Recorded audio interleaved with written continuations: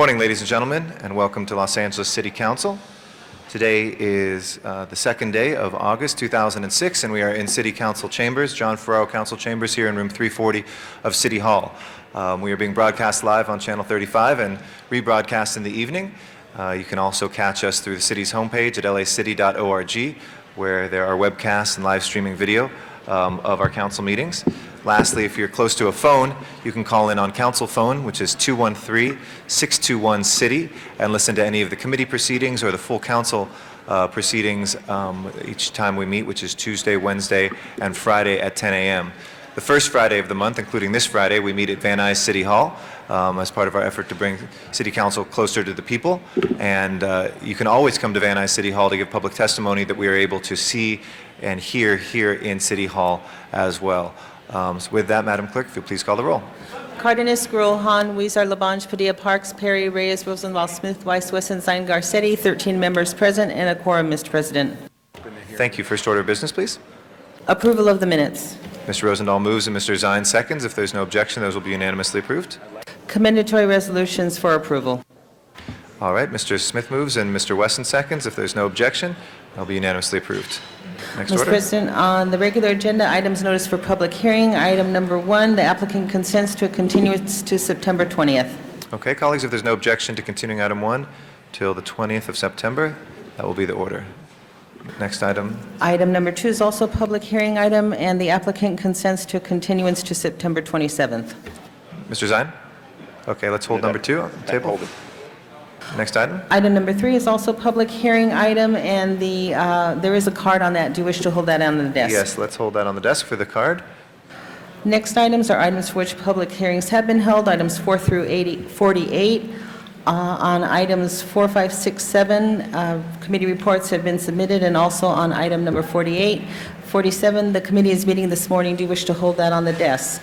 Yes, let's hold that on the desk. And also on item number 29, there's no action necessary at this time. This was scheduled inadvertently, and that matter is still in Transportation Committee also. Okay. There are those items before us now, colleagues. Any specials? Mr. Cardenas and then Ms. Gruel. Item 12 and 47. Okay. And Ms. Gruel? Item 10 and 45. Okay.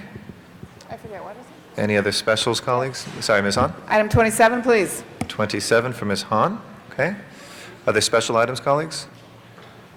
If not, let's go ahead and open the roll on the balance, close the roll, and tabulate the vote. 13 ayes. And if we can send the ordinances forthwith, please, if there's no objection. Next items, please.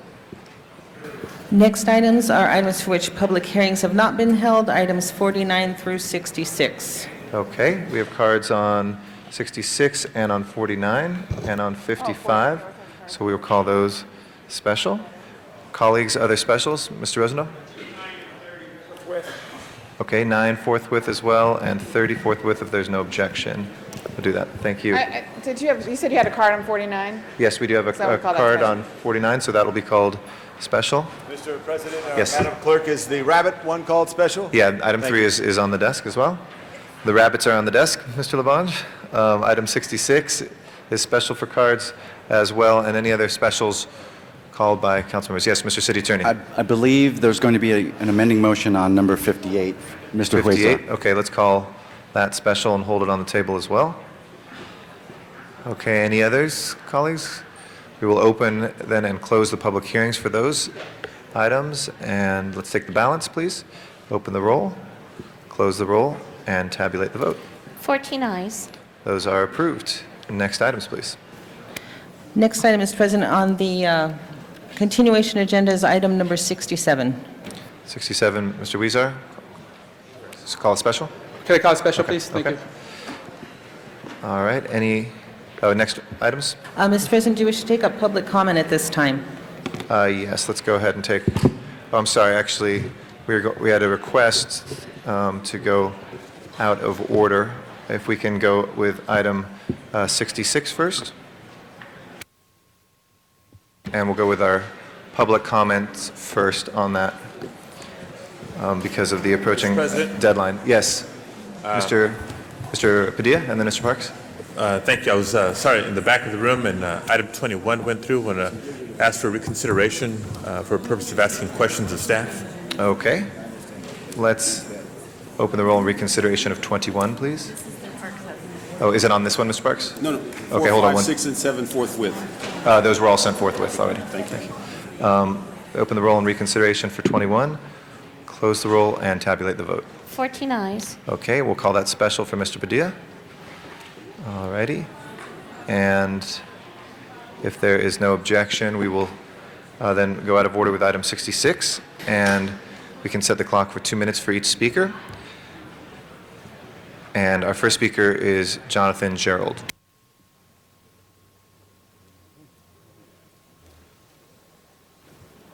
Yes, thank you. My name is Jonathan Gerald. I'm a member of the Los Angeles River Artists and Business Association, the Neighborhood Betterment Association for the Arts District in downtown Los Angeles, and I'm speaking in support of item 66 to extend term limits. I think that this is simply a common sense item that permits us to take the best advantage of the experience that you gain on the council without turning this into Culver City. So I heartily endorse this measure, and I hope you give it appropriate consideration. Thank you. Thank you very much. Our next speaker is Liza White. Thank you. I'm Liza White, President of the League of Women Voters, and one of the two community organizations that has come to you and I'm sorry, presented you with Ms. this White, can I ask you to pause for 1 second? I know we have a lot of things to conduct business with today. If I can ask folks to please keep their conversations to a minimum or to move them outside of the council chambers so we can hear the public business at hand. Okay, thank you. My apologies, Ms. White. Again, good morning, and thank you for this opportunity. I'm Liza White, President of the League of Women Voters of Los Angeles. We came with the Los Angeles area chamber before you to request that you put this item on the agenda. I come to you again to request that you vote in favor of the package of reforms that the League of Women Voters of Los Angeles and the Los Angeles Area Chamber of Commerce have created to enhance the government of the city. The League supports working with the framework of our system and has done so in this case by seeking background and clarity on these issues from the Ethics Commission staff and the City Attorney's Office prior to formalizing the original petition as well as after. Through that collaboration, we believe we have enhanced the means for Angelenos to get more effective representation through extending the time their city council members are available to serve and to shape solutions for complex urban issues. The reforms aim to enhance the responsiveness of representatives to their constituents and to the voters by reducing the undue influence of lobbyists on our electeds. And the reforms aim to clarify for all Los Angeles voters who is funding campaigns for candidates as well as ballot measures within the framework of existing laws. The League encourages the City Council to approve the package of reforms which explicitly calls for extending term limits of City Council members from 2 to 3 terms, curbing the undue influence of lobbyists, and creating a clear view of who pays for campaigns. The Council has received the counsel of the City Attorney as to alternate means for accomplishing the goals of this package. The League is on record with the letter we have addressed to you today that we support legislative representatives performing their legislative function, and that there are also areas of law that could be better reserved for the voters to decide. This is in your capable hands. Thank you. Thank you very much, Ms. White. Our next speaker is Larry Foundation.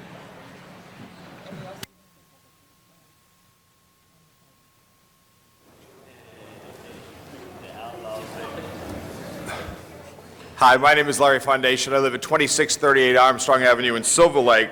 And for 15 years, I worked as an organizer for community-based organizations, primarily in South Central and East Los Angeles. I now work with a teacher training outfit that primarily works also in poor communities.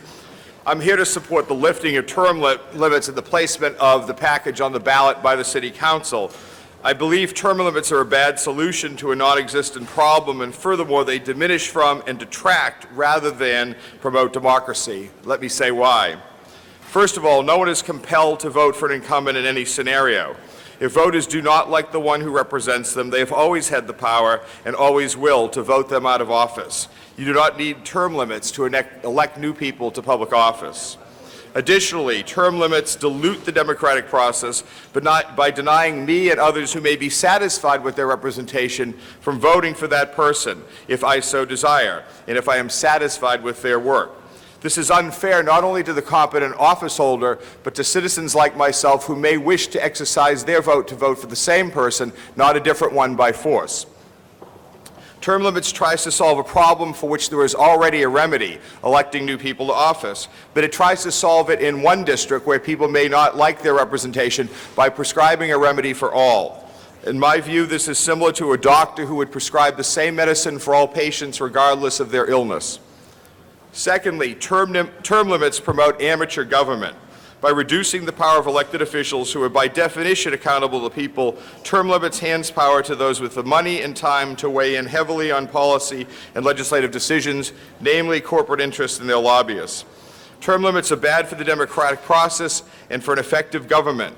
Term limits create government by musical chairs, and while musical chairs may be a fun party game for the birthday of an 8-year-old, it is no way to run a city. Governing is a professional business. Thank you very much, Thank Mr. you. Foundation. Appreciate your comments. Ron Gastelum is our next speaker.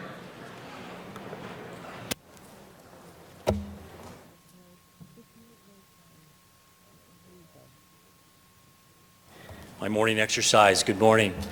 Mr. President, members of the council, I'm here today representing the Los Angeles Area Chamber of Commerce. I will also introduce Gary Tobin, our CEO, who is here with me today, representing the Chamber of Commerce. We have petitioned this chamber, or rather this council, to put a measure on the ballot. You have referred to the city attorney. The city attorney has spoken.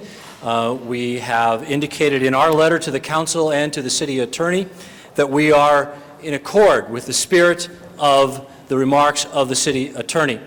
Nonetheless, we believe that it is entirely appropriate for the electorate, the people of this city, to see the entire package and to vote on the entire package of reforms.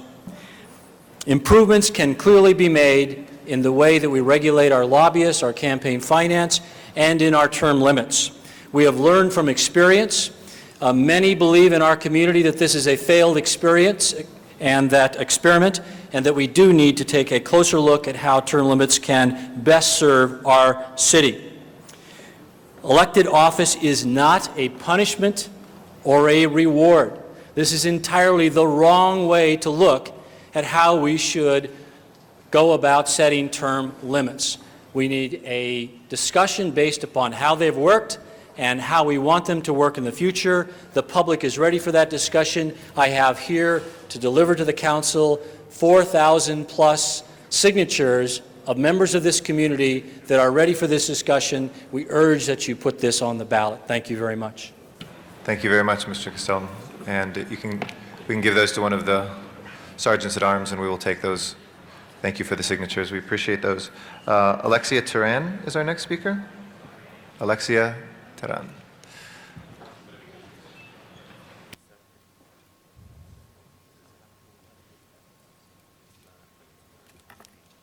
Good morning. My name is Alexia Teran. I live at 3319 Alice Street in LA 90065. I'm representing myself, but also the Friends of Cypress Park Community Improvement Association. Term limits are fine sometimes when people do their work, and I just want to remind you, I'm in favor of it, yes, but please try to do a little bit more work. I know it's hard, because I do some of that in my community, but if we all work together and do what is best for the city as a whole, that would be great. Thank you. And I am in favor. Thank you. Thank you very much. Matt Dowd is our next speaker.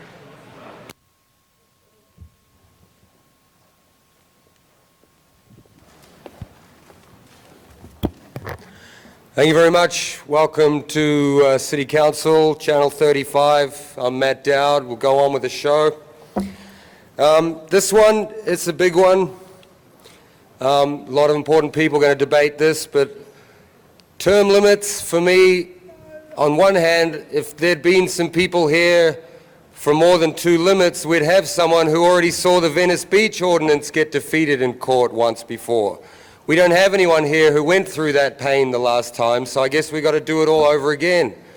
And you know, I don't know why you're not accepting the opinion of the city attorney who's sitting right here.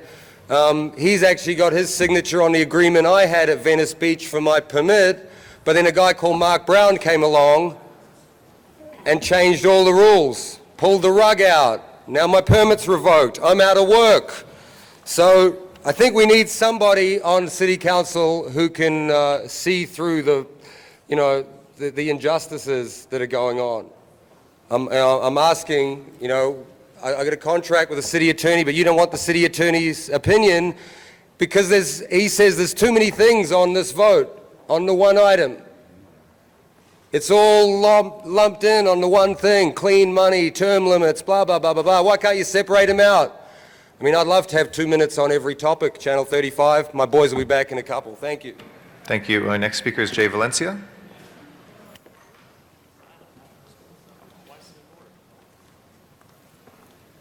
Good morning, Mr. President, the illustrious members of the City Council. My name is Jay Valencia. I am the president of the Círculo Pampangueño of California, USA, Incorporated, and I'm also the first elected mayor of the Philippine Town, Incorporated. I am standing before you today to express my overwhelming support for the extension of term limits from 2 terms to 3 terms. It is important and imperative to tie this to the ethics reforms proposed on the ballot. We want ironclad reforms, not ordinances that can come and go. We need also elected officials to be more stable and mature in their job on the vital issues for the betterment, upliftment, and betterment of this community. Thank you, Mr. President. Thank you, Mr. Valencia. Mr. Zumadog is next. Good morning, City Council. My name's Zuma Dog, and I'm running for LA City Council to help end the corruption. I'd like to say hello to the constituents watching on TV 35 today, and please make sure you read the front page of the Daily News about First Amendment crackdowns at City Hall. Right now, commenting on item 66, I say that the problem with this, although I do possibly support term limits extension, this is not the proposal because there's also too many ethics questions attached to it. It needs to be separate. This is not transparent. First of all, I need a breath strip. Matt, I need a Listerine breast strip, and please stay in my line of sight. I might have some questions.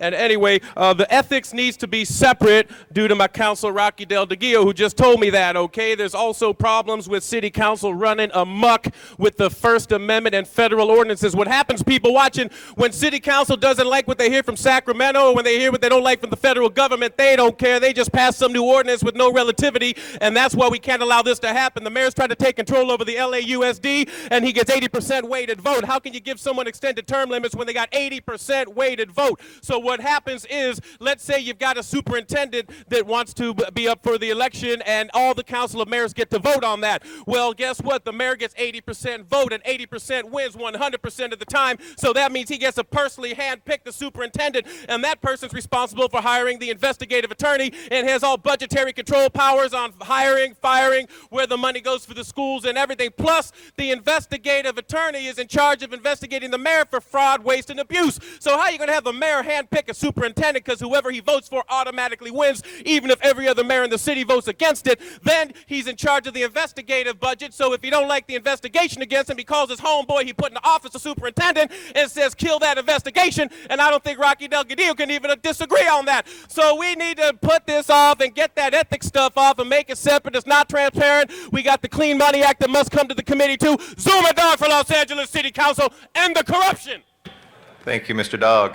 Jason McDaniel is our next speaker.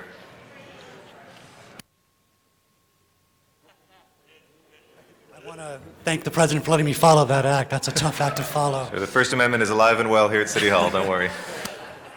Hi, my name is Jason McDaniel. I come in support of the motion today to lengthen term limits. I speak on behalf of the Silver Lake Chamber of Commerce, and as a professor of political science, I support the motion for 3 reasons. One, It can increase the responsiveness of the government, increase the responsiveness of the bureaucracy.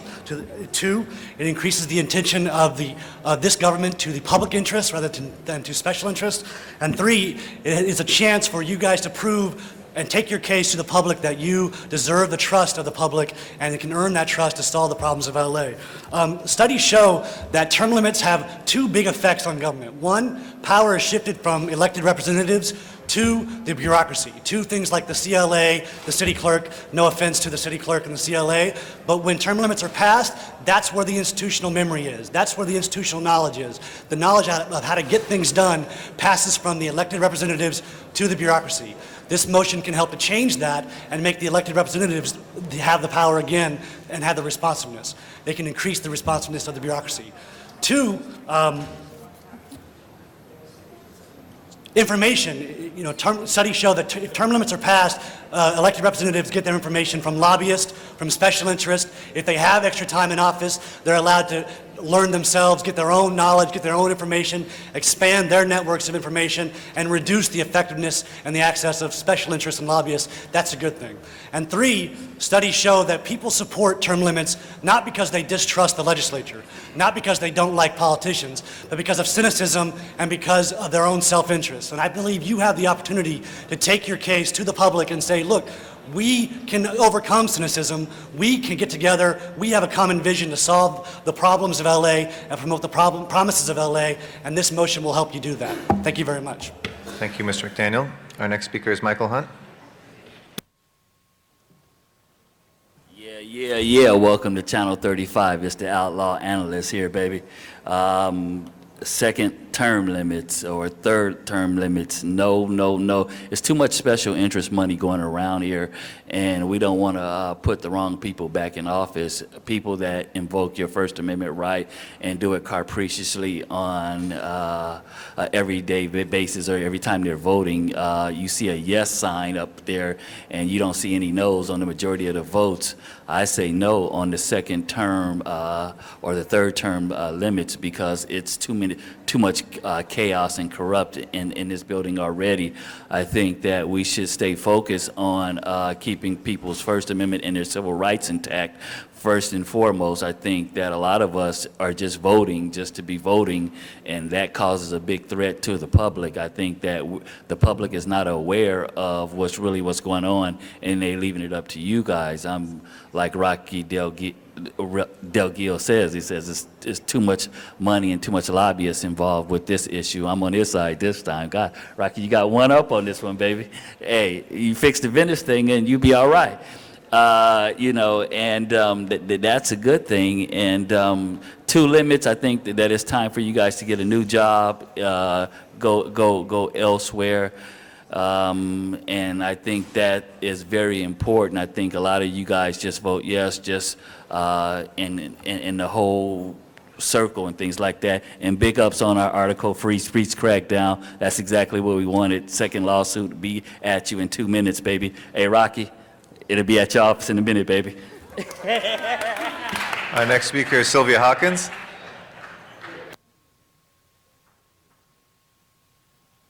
Good morning, everyone. My name is Ms. Sylvia Hawkins.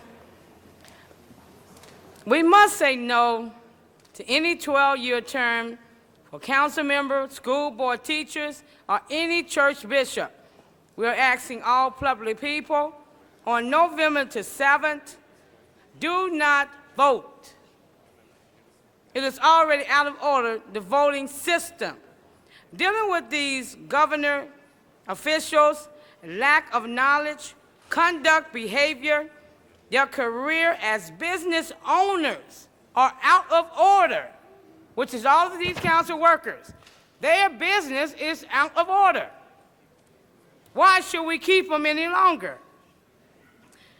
As a 4-year term is only needed for military training, Hawker 8 military needed to be hired.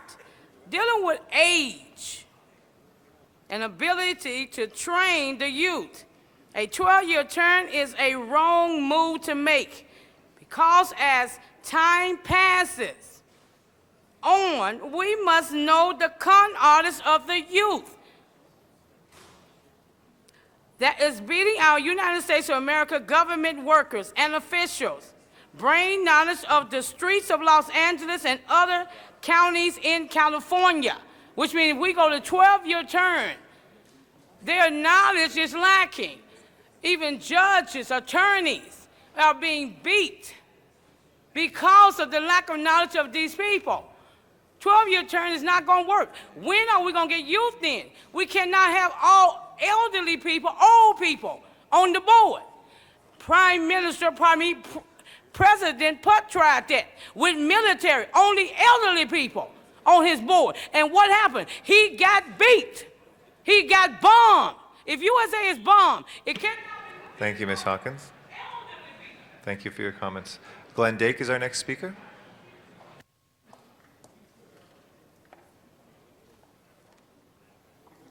Thank you, council members. It's a pleasure to be here. I'd also like to say it's a pleasure to be represented in the council district by Councilmember Tom LaBonge in Silver Lake. I support item 66 to extend term limits from 2 to 3 terms. I think it's important that it be tied to the ethics reform proposed for the November ballot. We want ironclad reforms, not ordinances that can come and go, particularly in the area of election policy.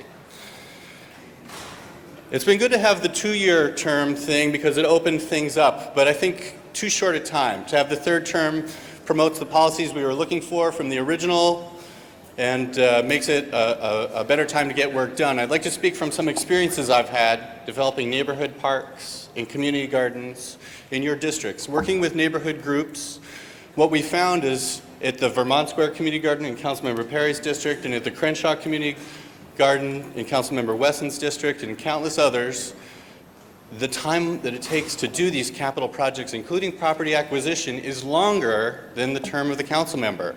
To do the good projects, you need more than the two terms. We'd get better capital projects, better neighborhood parks, if we had longer term limits. Thank you very much for considering my thoughts. Thank you, Mr. Dake. Our next speaker is out in Van Nuys. If we can go to Van Nuys, Bruce Darian will be our first speaker. Yes, good morning, City Council. My name is Bruce Darian. I'm against the extension of term limits to 12 years. There's a reason for term limits. We have it with the President of the United States. Extending it to 12 years, we need to be grooming people from our neighborhood councils and from throughout the city and getting people involved. We have a lot of apathy in this city. People are not taking advantage of this facility here. We have others here today in Van Nuys that will be speaking. But nonetheless, people need to become involved. We have a lot of talent and a lot of people that can do a great job for the city of Los Angeles. The city council members, 8 years is plenty of time to do what you need to do. I believe that an extension of time breeds tyranny and despotism and favoritism. And I'm thoroughly against the extension of time for the council. Thank you. Thank you. Our next speaker is Erica Gabaldin. And then Tut Hayes after that.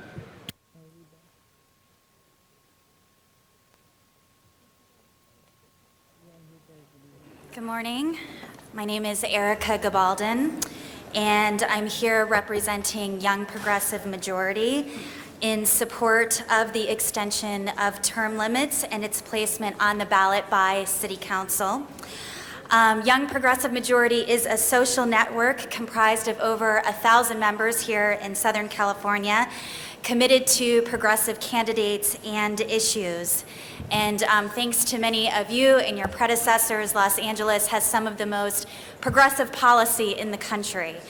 And we want to support that. So we support the extension of term limits because we recognize that good policy grows from the ground up, and it is important to let those who are learning at the local level to continue to learn and grow, develop and hone their skills.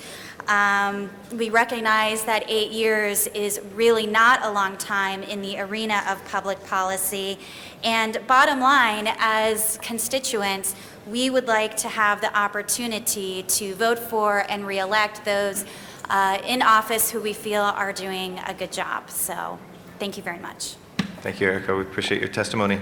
Tut Hayes and then B. Gold. I am concerned about what the council members have to say about why they need term limits. They indicate that 8 years is not enough time for them to properly learn their craft and exercise it. They'd like to do their jobs better. 8 years in college would make you a medical doctor, make you a lawyer, or an engineer. Now, of course, lawyers get involved in malpractice, and so do doctors. And of course, recall the time when a shuttle went off, and the engineer said we had a major malfunction. Well, the thing is, we have musical chairs with politicians. They go from the Senate, the legislature.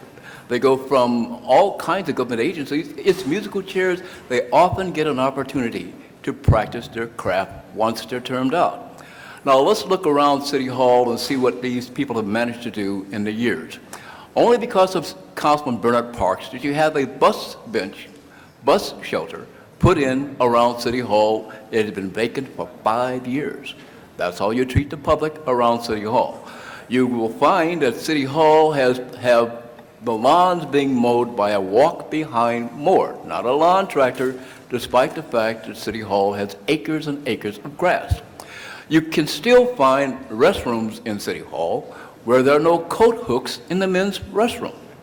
Now, this sounds trivial, but believe it or not, this has been brought to the attention of the City Council numerous times over years, and it's never been satisfied. So considering there'll be other places for these glorious politicians to practice their craft, perhaps they'd like it in Sacramento. Maybe Washington would be a better environment for them. But then again, all those places have term limits, don't they? Not a suitable environment for a person who wants to make $1 million extra by staying in office for an additional 4 years. Thank you.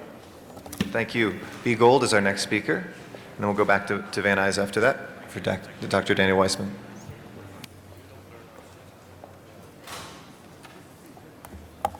I'm delighted to be here, and I'm speaking as what I consider an accidental pioneer.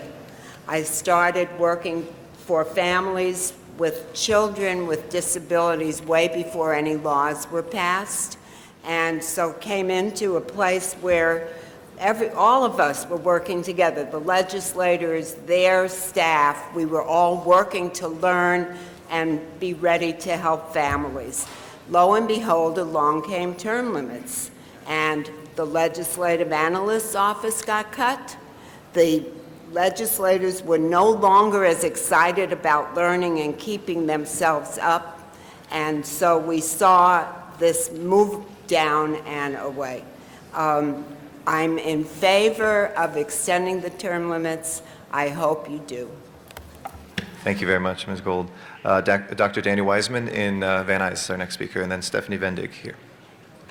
Thank you, Eric. I was not at the podium. This is Dr. Daniel Weissman of the Van Nuys Neighborhood Council and literally all the neighborhood councils of the city. I want to remind you, Mr. Garcetti, that you have the option of allowing longer times of speaking if you wish to do so. And at our last meeting, you'll recall, I was cut off. Many of the other people were cut off for your lack of time. It's our time you're spending, sir. Now, let's get to the issue of term limits. Until and unless you begin to respond to the people who come before you and speak about issues of their concern, rather than say, thank you, next speaker, to every speaker, I will oppose your staying in that office for any more time than you have to. Wendy Gruel, are you there? I think you are. I learned this morning from a television program on Channel 35 that you had 2 years of membership in the council, and now in your first year of your first elected term. You will have then 10 years. You already have the equivalent of the limits that you want. I notice very carefully how people get up from their chairs, move around, and fail to listen to people in public comment. And I will tag you for that over and over again until you start listening. And instead of responding to us, thank you, next speaker, something like, Thank you for your comment. I will refer that to this committee. I will refer that to this department. I will ask one of my staff people to come out and talk with you on the matter.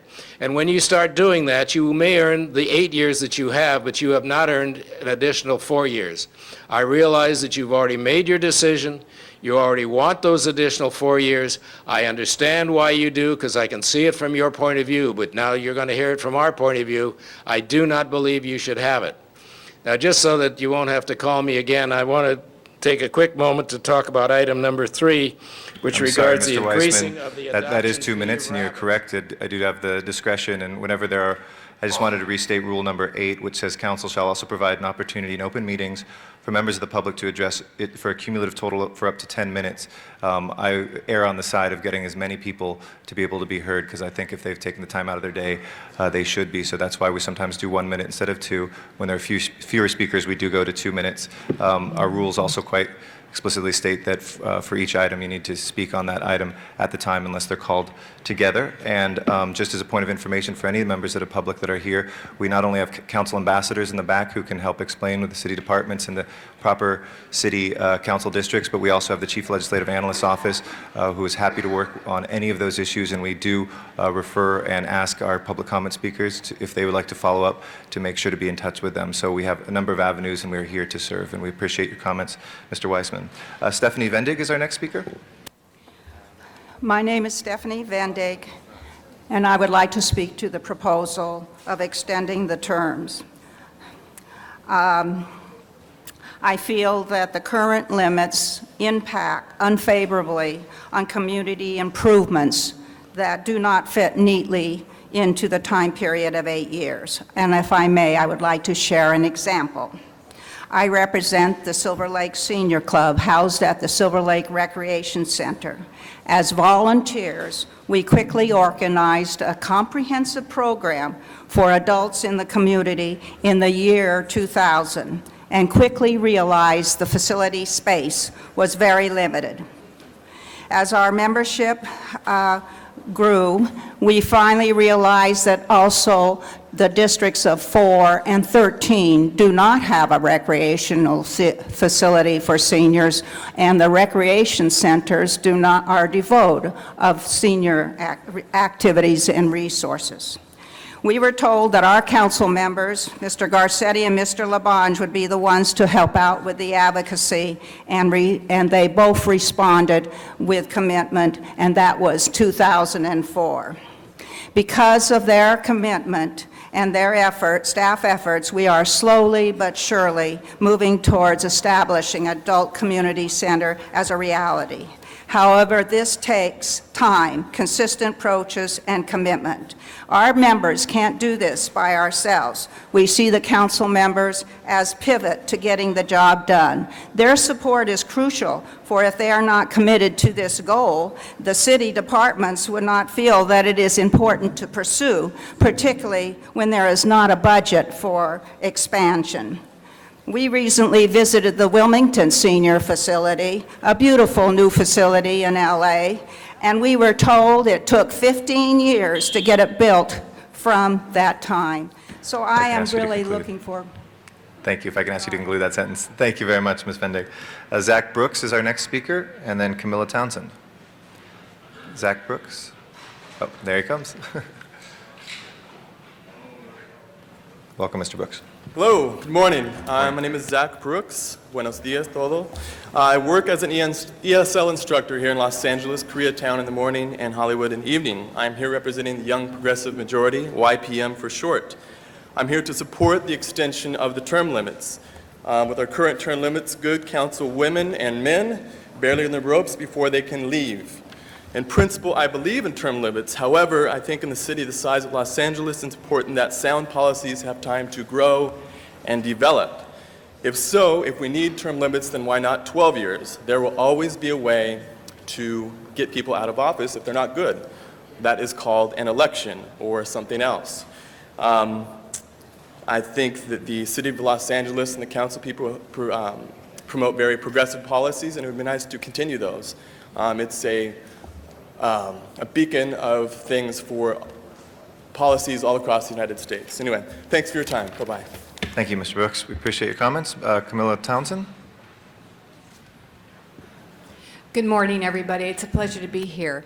I'm here today to speak in favor of the City Government Responsibility, Lobbying, and Ethics Reform Act that will be that you will vote, hopefully, whether or not to put on the November ballot.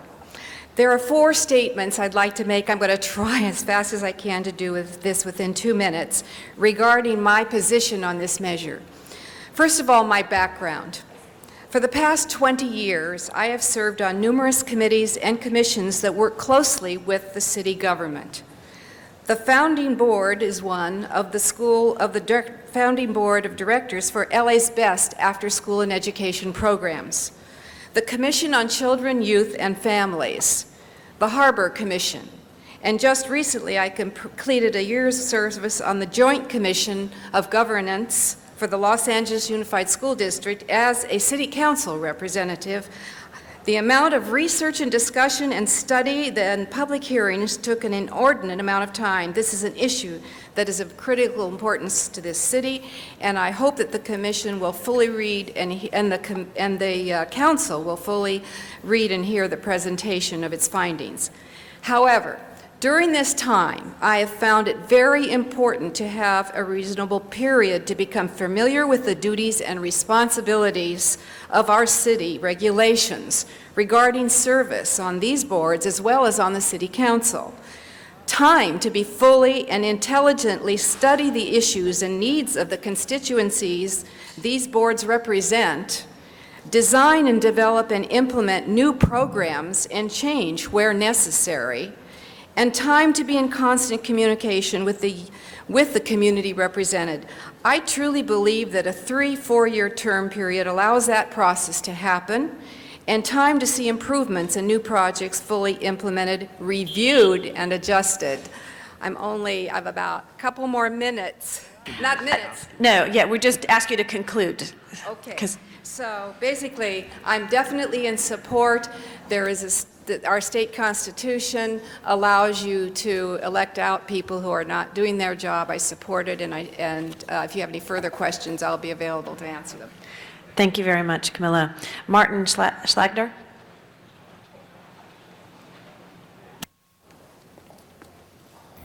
Hi, Martin Schlagner. Happy to be here today with you and capably represented in my District 14 by Councilmember Huizar, Eagle Rock resident. I'm here in support of the effort to extend term limits. Term limits has been a useful thing. We have a lot of new fresh faces, a lot of new energy here at the city, but I think we can maintain that benefit while extending term limits to allow a third term. And I think we'll actually gain another couple benefits for the city that will strengthen the city. And one is that it'll allow an extension to 3 terms here will allow council members to focus on issues in their district. Right now, we have a problem where oftentimes members are forced to look to the next office, and we get this sense of musical chairs. And in looking for the next office, which is often a higher office, which is often a bigger district, they have to try to focus on issues that'll win press or that'll be outside of their district. And this measure will allow for a longer period of time members to focus on the issues in their district and really improve things in our neighborhoods. And the second benefit I see from extending term limits is that voters will actually have more choices.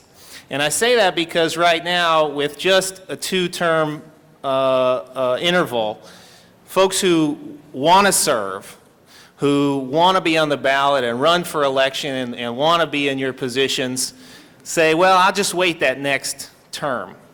And so they just wait out 4 years. And we're not getting any choices in that interval, right, in that after your first term. And I think we'll see that start to change. If neighborhoods are displeased, they'll have choices because folks won't want to wait 8 years. And so I see this as an excellent proposal, and I support it. Thank you. Thank you. That's our last public speaker. I'd like to acknowledge Tom LaBonge for an introduction.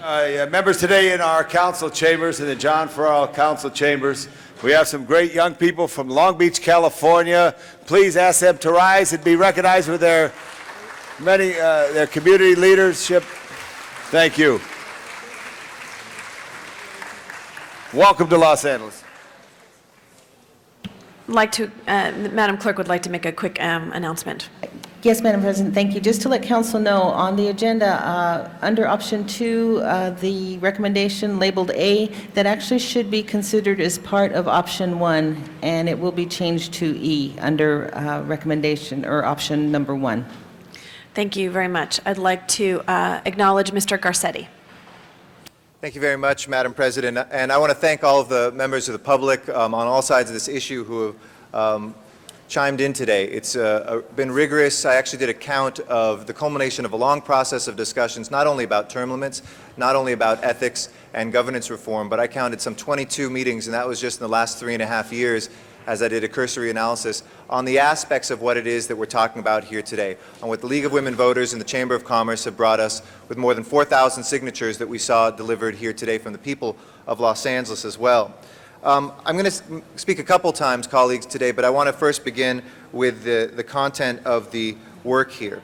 The history we saw in the early 90s, both term limits and ethics reform move hand in hand in a period of 2 or 3 years, 1990 to 1993 initially, here in the city of Los Angeles. Just as we've seen reform come in California a number of times in the early 20th century, there are points in time where people feel like changes need to be made in government. That is something that we need to revisit all the time in order to fine-tune the vehicle of government to make sure that it is moving as well and serving the people who undergird it as possible.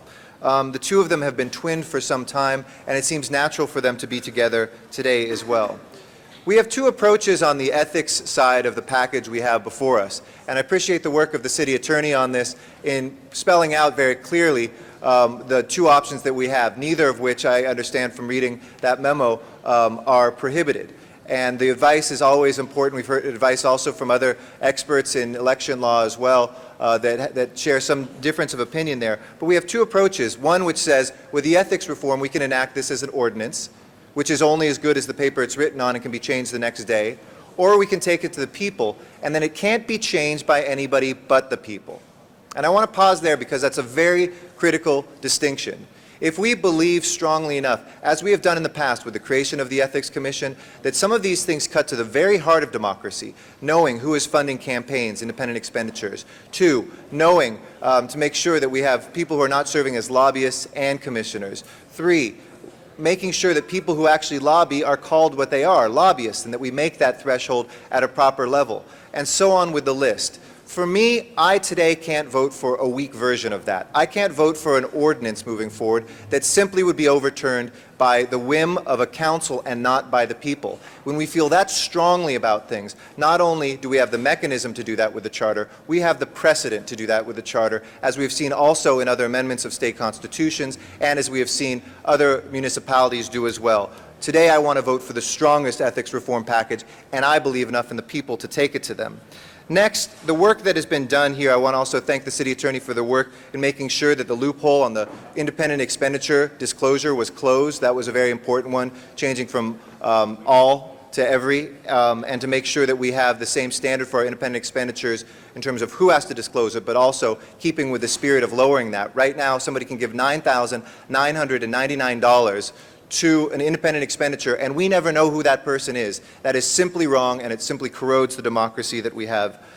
We have a pretty impressive coalition that has brought this to us, and I know there are some out there, the media, other people who have said this is coming from the City Council. I can look anybody squarely in the eyes and tell them that the League of Women Voters, about as unimpeachable an organization as I know, about as uninfluenceable an organization by special interests as I know, has brought this before us. To deny that and to somehow ascribe it to other kind of unnamed interests is just wrong. And to us, for them to have brought together not only the Chamber of Los Angeles, Chamber of Commerce for Los Angeles, to see these 4,000 plus signatures, and also the constituents. It was very important today to hear from constituents, because I think all of us know there's hardly a week that has gone by since we've been in office where somebody didn't come up to us and talk to us about term limits and say, what is happening there. It is clearly something on the minds of normal Angelinos, and we can't predict the outcome of this that was brought to us, but for God's sake, if you believe in democracy, you should believe that the people can assess that and reassess that, and if you believe in democracy, it should be taken to them as well.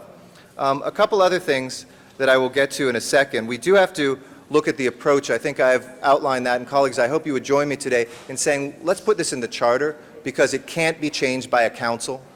That's the first piece. The second piece, we have to get to a very clear title on this. Nobody wants to play games. It shouldn't say that we are imposing for the first time term limits, nor should I think that it should skew it saying that we are going to lengthen term limits. Both of them are loaded political terms. I think that we should adopt the same language Mr. Delgadillo and his office signed off to in the form and legality in 2001 when they said, and let me quote here what was written, term limits of 3 terms. That was, Mr. Holden, who was here, that was signed off by the City Attorney's Office. I think it's very straightforward if we have a title that says term limits of 3 terms, comma, ethics reform, comma, campaign finance, and lobbying regulation. It is straightforward and it says exactly what this is about. I believe Tony Halperin, rest his soul, wrote that just quite a few years ago in 2002 when that came before us. I hope that can dispel some of any of the disputes on that. I know that that was an interest too. Mr. Rosendahl wanted that to be very clear, and I think it says exactly what it is. And I'm saying in the open air, we know we serve 2 terms right now. That would move it to 3 terms.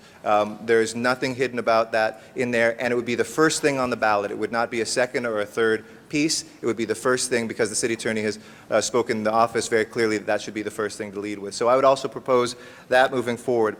I will speak again after we hear from other folks in the council, but together with this strong approach and not a weak one to enshrining this in the charter, which we know we can do legally thanks to the advice of the city attorney, the title which goes clearly and transparently to what this is all about and trust the people with this. And then lastly, looking at this coalition, I think that we owe it to ourselves, we owe it to the people to put this before them and see where the chips lie. I haven't been here in 5 years and seen a coalition of outside folks. I haven't had the League of Women Voters come and ask us to put anything else on the ballot since I've been here. And I think it's very important that we listen to that and we move it forward. And I'll save the balance of my remarks for the end. Thank you.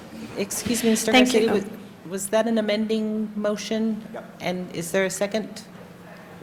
Ms. Hahn seconds. We had a card that was not given to us before, so we'll just open up public comment for Nate Holden. You have 2 minutes, Mr. Holden. Thank you very much, Madam President and members of the City Council. I'm pleased to be here with you today. As Mr. Garcetti said, in 2003, I put a motion and ordinance charter amendment before the council to extend the terms to 3 terms. And that's the reason why I did that, because I knew, having been here for 16 years, 4 terms, even some of my projects are still not yet done. In some cases, the one like on Pico Boulevard, we got entitlements, and it was ready to be developed. And Mr. LeBarge says, well, you can't have that traffic going down West Boulevard. You got to mitigate that. And by the time we took time to mitigate that, they had a new owner. Then after that, we had a new council person, and nothing has been done on that project yet. It took 12 years to get the Arlington Library done. The Madam Kilbrew Library, 12 years. It took 20 years to get the rec center done, where we had a meeting there, 16 years, before I left office. You say, oh, how beautiful this is. It took 16 years. The people are demanding that you accomplish something, that you do something for the good of your district and for the city while you're here. You can't do it in 8 years because you got to get through the maze, and now you have neighborhood councils who get their point of view in. You got a roadblock after roadblock after roadblock. Now, I've been here, and I know there are problems that you're going to have. It takes a while to hurdle those problems, to get it resolved. Now, they're talking about consolidating the measure on the ballot. I got to tell you, Proposition H, we did that. And I must tell you that if it's being suggested that you separate the issue, then you're still codifying, then you can do almost the same thing you did with Proposition H. And, I think we always decided to find a way. It's always easy to say we can't do A, we can't do B, but you know what? when you want to get it done for the people, they're demanding that they have leadership with experience, you got to find a way. And I hope that these 15 members here, along with the support of the city attorney, whom I know and love and like, will work this out. And congratulations you for dealing with it. Thank you very much, Mr. Holden. Nice to see you. I'd like to acknowledge Mr. Rosendahl.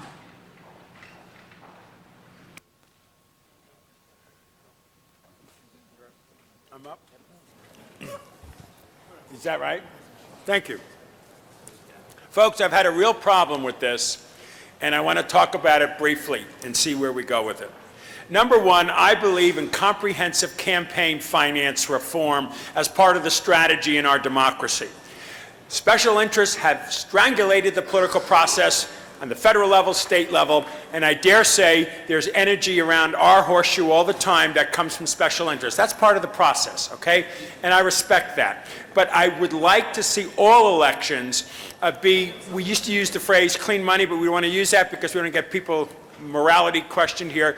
But we basically I believe, that comprehensive campaign finance reform, level playing field, then you don't even need term limits, because every time you get to vote, there is a balance. Look, us incumbents have a lot of juice. We have lots of power, and we have the ability to raise money. We get the visibility of our position, and we're almost a slam dunk. 7 of us are running for re-election in March. I dare say all 7 will get re-elected. So we almost say that we get automatically 8 years. If we put this through, we're basically automatically saying you get 12 years, okay? I agree with everybody's logic that you can't get everything done in 4 years or 8 years, and maybe you need 12 years. Frankly, I think if we did it right, which is total public financing, level playing field, we don't need term limits. But the people are fed up. That's why they said 6 years in Sacramento, which is ridiculous. They can't even get the job done in 6 years because they're frustrated. 50% of the people don't even participate in the political process. They say, oh, it's politicians and special interests. And in fact, I was a candidate a little over a year ago, and I got more doors slammed in my face when they heard I was, quote, a politician, like a dirty word. Here I was a 60-year-old guy running for office, never ran before in my life. And I'm saying to myself, hey, don't attack me. I'm not a bad guy. But it's the cynicism that people have of the political process. Okay? And that cynicism has spilled over to a democracy that is broken. 50% of the people don't participate in the political process. But here's where I'm going to end up on this thing. I really appreciate the language that has made it very clear. Lengthening council term limits, revising city lobbying, and then we have words right underneath it, which the voter needs to read. And I'm looking for the league to do great public work on this. Shall the charter be amended and ordinance adopted to lengthen council members' term to 3 terms? Clearly says it. So in other words, we're going from 2 to 3. And the people need to say to themselves, is this something I want to do? If they get that clarity, then we are transparent, we're honest, we're open, we're not hiding anything, we're saying it very clearly. But I say to my colleagues around this horseshoe, that if we move forward with this today, I'm looking at comprehensive campaign finance reform down the road for another ballot measure. And I'm going to ask every one of you to look at that level playing field concept, see if we can come up with something as bright and as sharp as what Arizona did and Maine did and other places. But I'll save that for another discussion. I'd like to come back and talk later at another point. Thank you.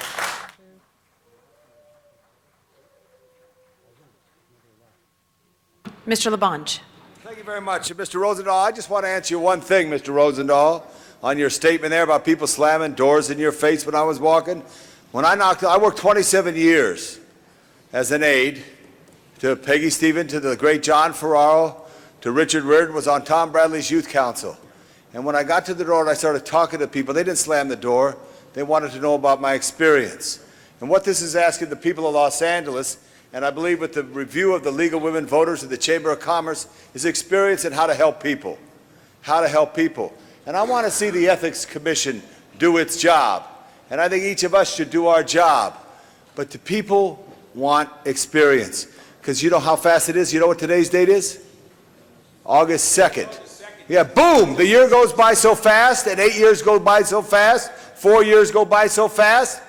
When John Ferraro was with Tom Bradley when they dedicated the first leg of the Metro Rail, John recalled the great speech that Tom Bradley made in 1973. He said, I'm going to have transit in the ground in 18 months. And it was 18 years where they were on Hill Street. And John said in the way that he always did, he said, Tom, you were right about one thing.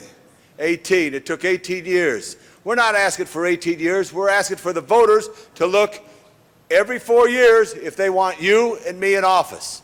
Every 4 years. And by the way, right up the street at the great Kenneth Hahn Hall of Administration, the supervisor served for how many years, Mr. Rosendahl? Well, they now have a 12-year term limit. Right, after right. they've been there Okay, forever. but that's 12. So just think what poor position the city representatives will be in as it relates to the county, which is our closest level of government, when they're on a 12-year cycle if they're elected every 4 years, and we're on an 8-year cycle. Members, let's ask the people of Los Angeles if they would like to see an opportunity to check yes or no for Bill Rosendahl, yes or no for Tom LaBonge, whether it's in 2007, 2011, or 2015. Thank you very much. And Madam Clerk, would you please detract 2015? I got my math off on that. If this passes, I'm only eligible one more after that.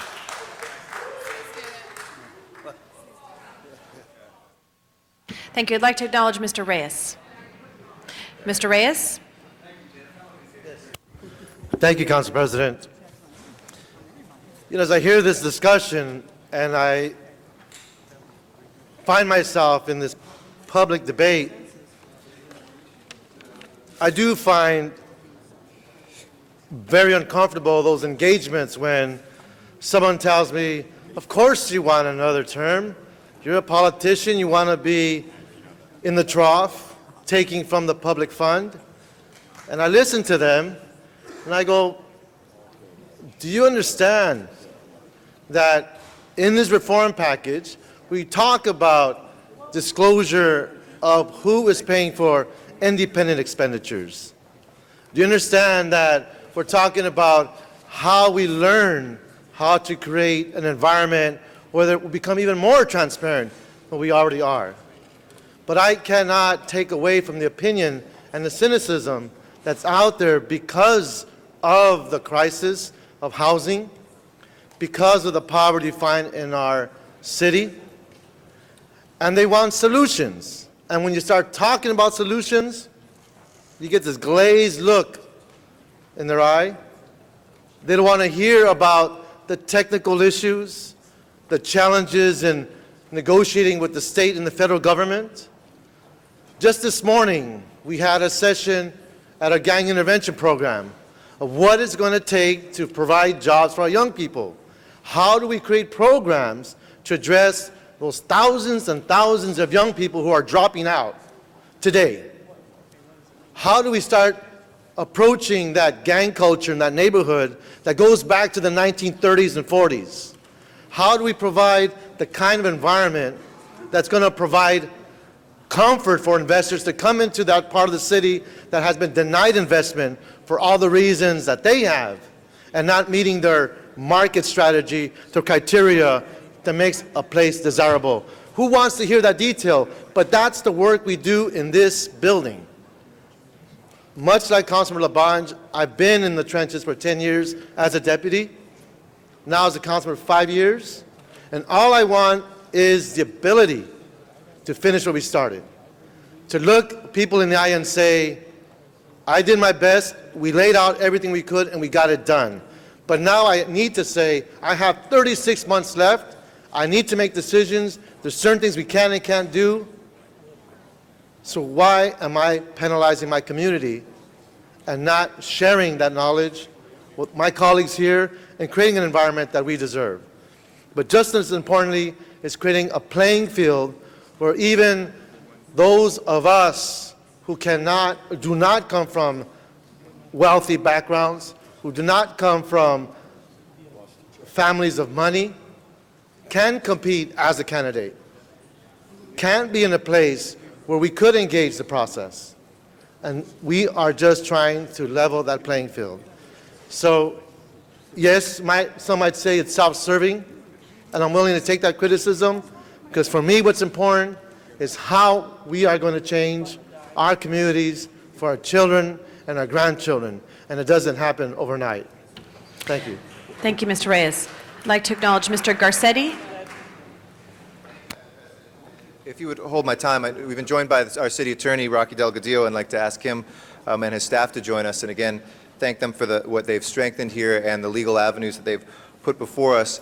The amendment that's on the table wanted to make sure, I mean, again, we don't skew one way or the other, and reflecting the previous language, and to check whether that is acceptable in terms of form of legality. Well, thank you, Council Member. First of all, just so you know who's here, Dave Michelson, the Chief of Municipal Council Branch, Valerie Flores, the Supervising Attorney of the Public Integrity Unit, and Renee Stottle, Legal Counsel to the Ethics Commission and expert on city campaign and ethics laws. You know, we did an extensive review, our senior legal team, and we got this on, I think, July 18th, and worked for 10 days, including a weekend. And I know that the folks were working really hard, and I want to personally thank them, because I know it wasn't just this one. There was 3 or 4 other things that we're looking at, and I appreciate that. And here's what we concluded. Combining a charter amendment and municipal ordinance in the same ballot measure is confusing to voters and subjects the city to a possible court challenge. As you know, only the proposal to lengthen the term limits requires a charter amendment and a vote of the people. The ethics proposals do not. Can I ask you something about that? Have we ever done anything that has not been required by a charter change, but we've done a charter change nevertheless, like the creation of the Ethics Commission? Well, creation of the Ethics Commission was different than this. It's the closest thing to it, but different. We think distinguishable legally as well. The charter is like our Constitution, as you know. So we set broad principles, and that's what the ethics reform in '93 accomplished. All of that is implemented by ordinances. And that's why these ethics reforms, separate and apart from the term limits, can be implemented by ordinance because of what was passed by the charter in '93. And the other thing on the ethics side is that the Ethics Commission has a charter-mandated duty to vet proposals. Now, that obligation has not been met with these ethics proposals. The Ethics Commission has been left out of their charter-mandated role. And as you might know, the Ethics Commission also cannot comment on ballot initiatives, even before they are actually put on the ballot. So as soon as they are characterized as ballot initiatives, our advice has been they cannot comment on it. So in this case, if we were to move forward with the ethics proposals on the ballot, the Ethics Commission would effectively be silenced. So they would not be able to discuss this issue at all. So can the Ethics Commission, by that same logic, never comment, for instance, if we wanted to change the Ethics Commission or implement a full public financing rule and that was a ballot initiative? Put on the ballot. They put it on the ballot, but they would also be prohibited from commenting on it, right? That's just a technicality of the charter? No, but if you had time, which there's some issues of time here, and ordinarily what you do is you present it to the Ethics Commission first, and they would vet it publicly. Also, something of that importance, something of this importance, you would want the neighborhood councils to weigh in too. I know there's a number of council members here would like to see that happen as well. And this is an important proposal. And I'm sorry to interrupt you on that. Do you say for the record that neighborhood council, there haven't been discussions with any neighborhood councils? Because I'd like to establish for the record that there have been a number. I know individual council members who, as far back as 8 months, have had those discussions directly, encouraged them to talk about it, their neighborhood councils, and we had a public forum as well, encouraging neighborhood councils to go there. So. Well, again, we've heard from neighborhood councils that they have not, some of them have not. And that, in fact, by the vetting through the Ethics Commission, that's also where neighborhood council representatives can come and vet. We also believe that some of these provisions might actually weaken ethics laws. And while you instructed us to try to fix that, and we did that with our lawyers, it was just our lawyers, not the public. Sure. And we believe that that's an important process, important part of the process.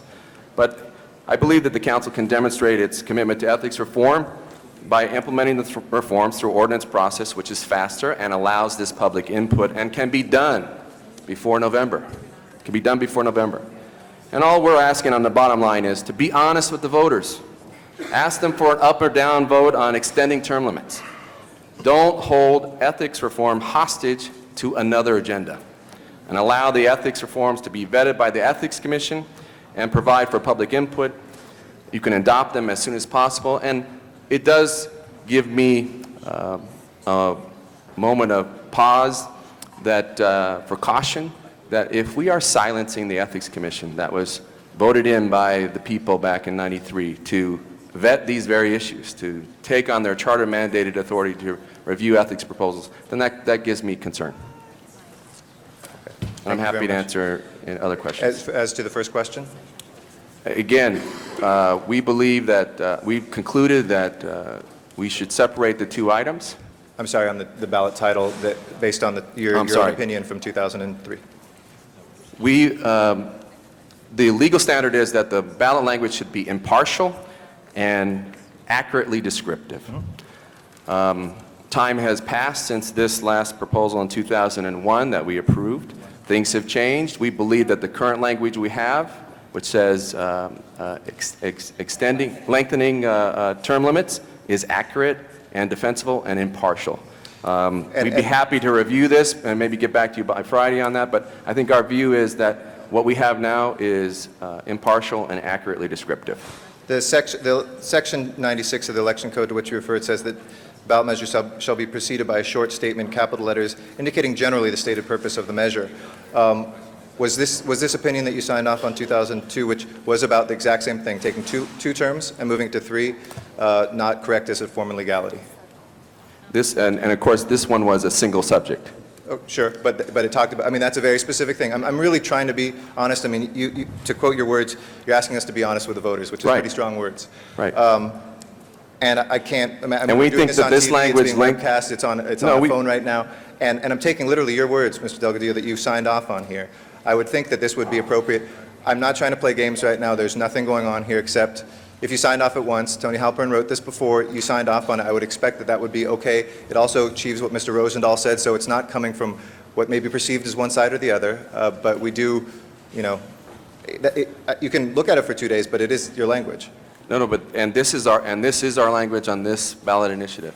This is it. We believe that today this is accurate and impartial. Why in 2003 did you not put term limit lengthening? Again, at that point, it was a single ballot item. But so the substance was different somehow? Of that part, of what we were doing from 2 to 3 has changed? Is that changed, 2 to 3? It's changed with respect to you're commingling two items here. But mingling shouldn't change well, no, a it general does. We think it does. We think it does. And we think that this language so is because there's ethics, we have to add impartial. lengthening. So because there's ethics in here, we have to add the word lengthening. That's your argument, essentially?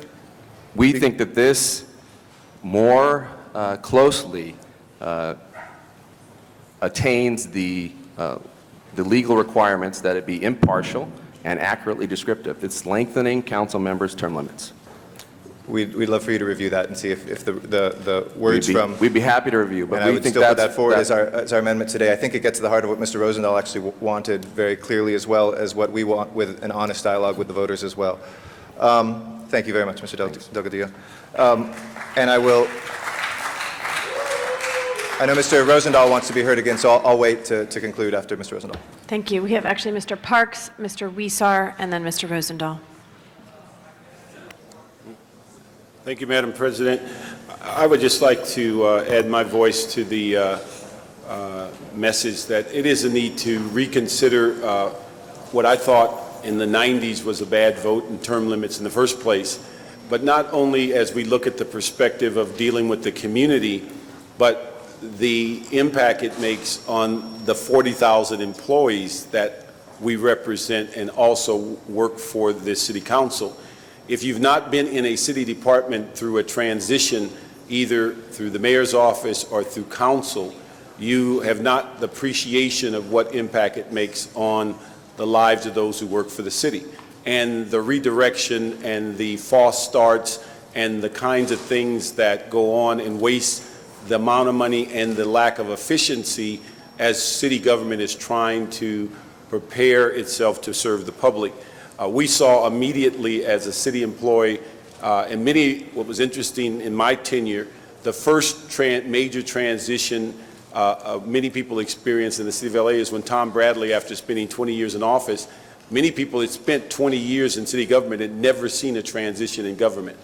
and the remarkable transition of new people coming in at the citywide level was almost too taxing for many people to stand.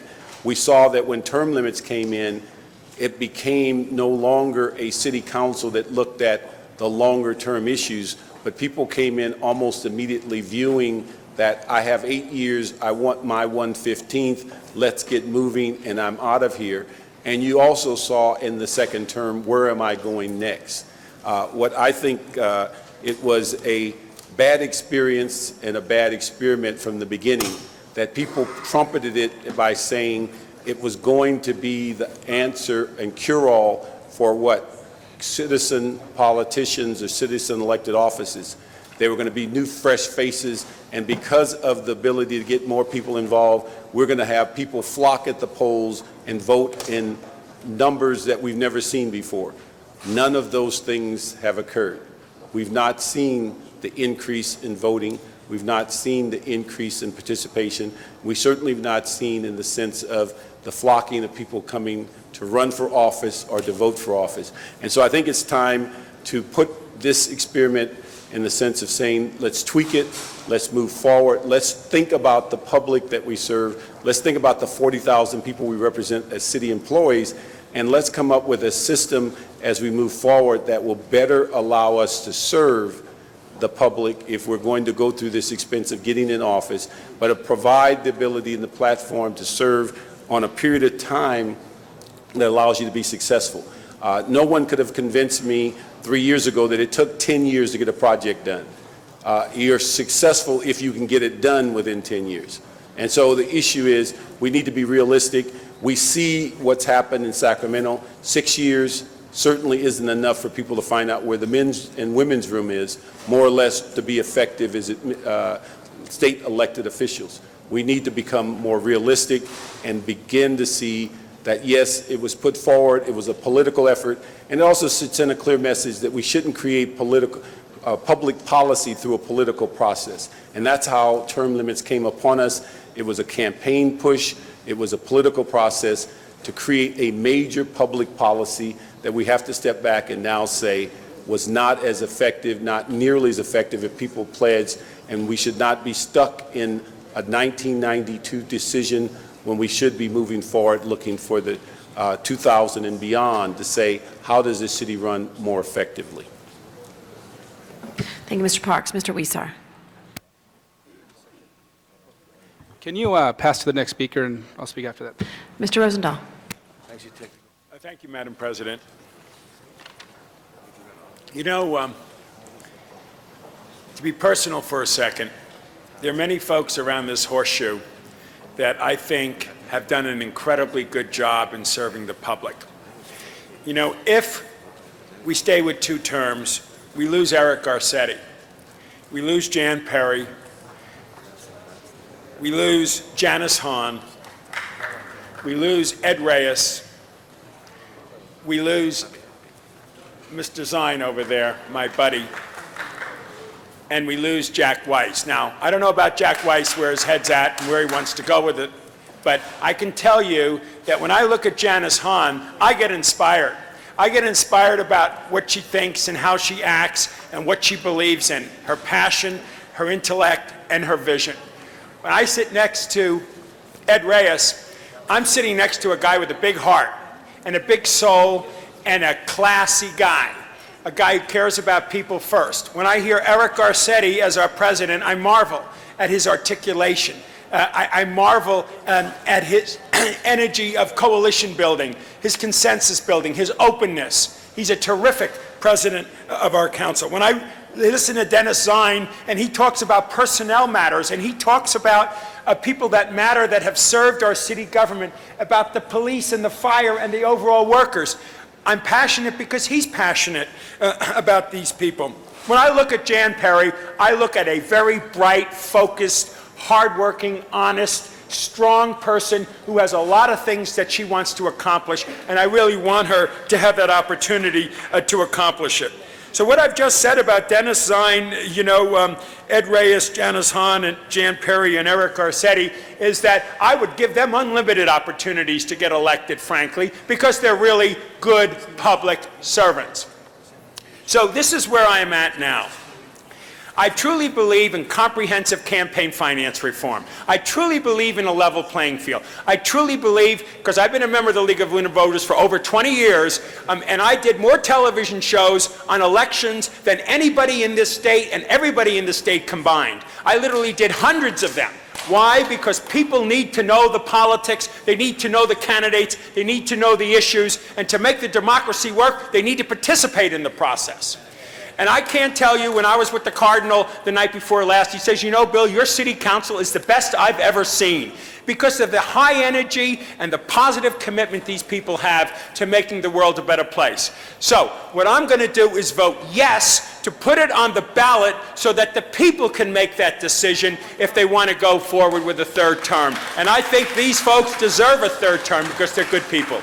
But we must keep that language in place. Shall the charter be amended and ordinance adopted to lengthen council members' terms to 3 terms and then the rest, so that when the person goes to vote and the league does their great election specials, people will know what they're voting for, clearly know what they're voting for. And I say to my colleagues, when we come back with comprehensive campaign finance reform, I hope we have a good, robust discussion and we end up being the big city in this great country that has true reform, all of the clean money. We don't have to use that phrase, but what they've done in Arizona, what they've done in Maine. And therefore, Madam President, now you know. Thank you, Mr. Rosendahl. Mr. Weisar. Madam President, as I was listening to the dialogue between our city attorney and our council president, I had heard the issues regarding the legality or the possibility of a lawsuit, given that we could adopt some of these proposals in council. But I thought about the practicality in terms of what we're doing, because some of these items that call for ethic reforms, have we thought through whether we would want those to be in the charter or by ordinance? Because if you do something by charter, it's more difficult to change. You need to go back to the people and ask them to their vote. So I would like to hear from one of the proponents if we really thought that through, whether these are the type of ethics reforms we would much rather hold off and say, hey, we're going to do it by ordinance, because it may not make sense to have ethics training for lobbyists, and if we want to change that, we're going to have to go back to the voters, or something that we could change by ordinance and make it much more simple. I know certainly for myself, as I was thinking of the putting ethics reforms on LAUSD, which today has none, except for the minimal state required, I was thinking to myself, there are certain things I wouldn't want to do by charter and want to make sure, or we prod this district to do it itself, because we don't want to make it more difficult to have to go back to the voters and change it every time. So any of the proponents, have we vetted each one of these items out? Anyone who's, is our ethics office here?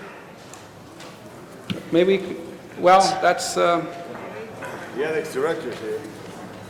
Yes. We could hear her opinion. Actually, I'm speaking for both the league and the chamber. We've worked collaboratively. Please hold my time. Ron Gastelum, LA Area Chamber of Commerce. We have filed a letter with you, and we have suggested that it would be appropriate for you to pass by ordinance, if you so choose, those matters you feel most comfortable in passing by ordinance. In our opinion, you can put all of these before the voters, and it was our intent that you do so. But we understood that you have the option from the city attorney, and we have the precedent of Proposition H, where you are able to link. So suppose you do decide to pass some by ordinance, we are asking that the other charter amendments only go into effect and that the voters so be advised if the ordinances are linked. Is that responsive to your question, Mr. That is responsive, but I still think there are some items here, for example, revised lobbyist registration thresholds. There are a number of things that we have in our ordinance that oversee this or regulate this type of activity, and we're pulling one thing out and making it charter. So if we want to change the ordinance in the future, which is easy and just requires this body to act upon that, then we're going to say, well, wait a minute, we have this other little provision affecting our framework here. that we now have to go back to the voters and vote for that.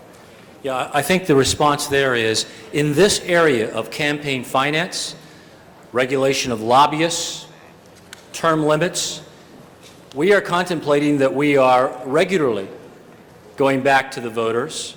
We're continuing to have an ongoing discussion in our community about what works and doesn't work. We're not necessarily content to let the council be the sole arbiter of those rules. And believe me, I'm not saying that we shouldn't let the voters have a say on ethics reforms for the city. In fact, I would support that, but in terms of having a framework that makes sense on how we're going to holistically and comprehensively move in a certain direction that we want to create that framework, it seems like here we're piecemealing things out that it might not make sense in the future to actually make changes in one area, and then we're going to have to go back and make changes in the other area, and it's going to kind of have to go to two masters to find out what our new regulations are. Does the city attorney have any opinion on this? Please hold my time. Yeah.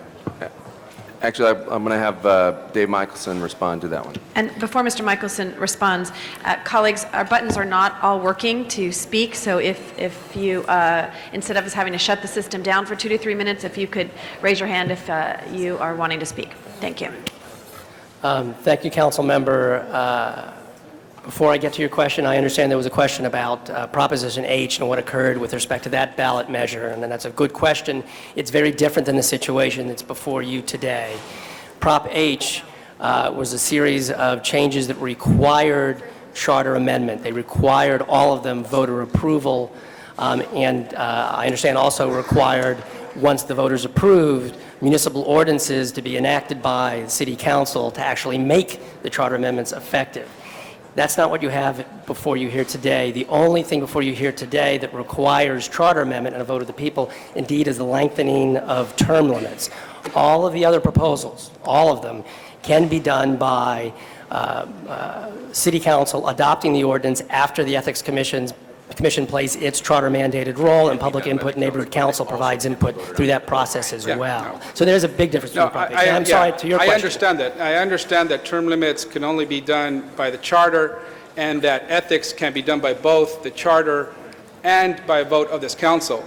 I'm just talking about the practicality for future use of this, the type of framework that we're building, because it's easier for us to make changes here at council, right? Yeah. So we might say, hey, we're going to make a higher threshold for lobbyist registration. That's a simple thing to do. It's a dollar amount, right? But now, through this, we're putting it in charters. What I'm saying is we're pulling out and piecemealing where we have to go to change these regulations.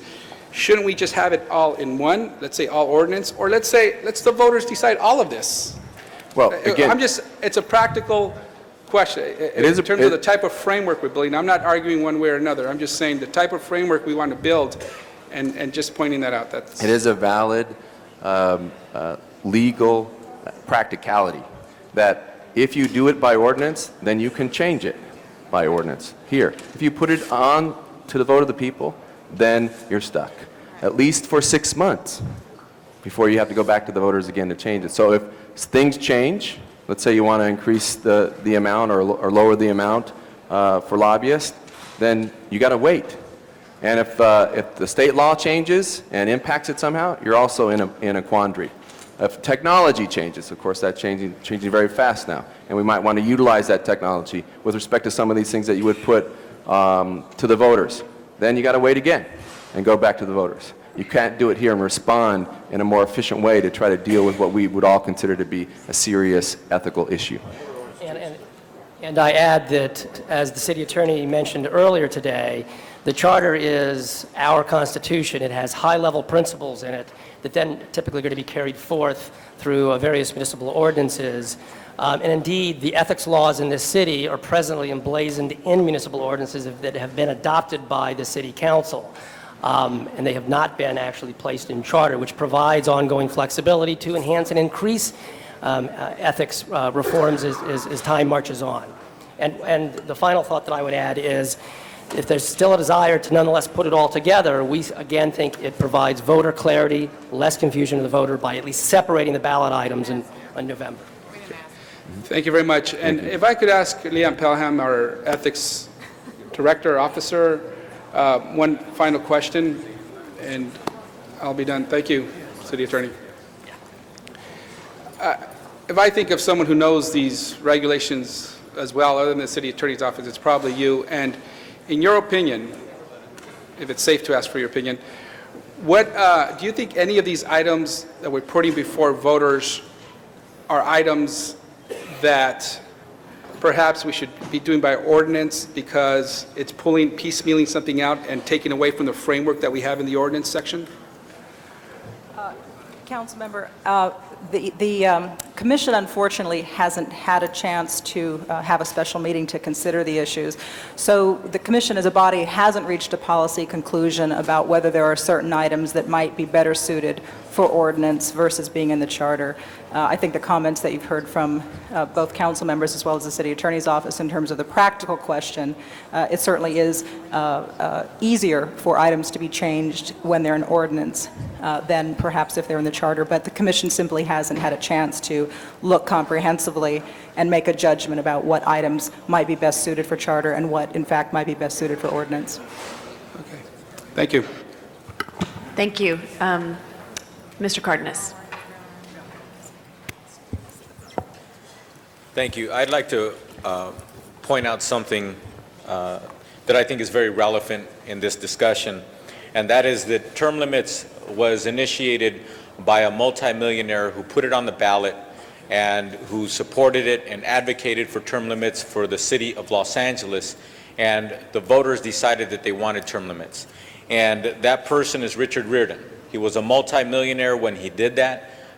He's since been a two-term mayor, and he's back to being a multimillionaire businessman again, and he is now giving his strong opinion that he does agree with term limits, but he has decided by his various experiences and understanding, and he does love this city. His family's very involved in the city on various levels.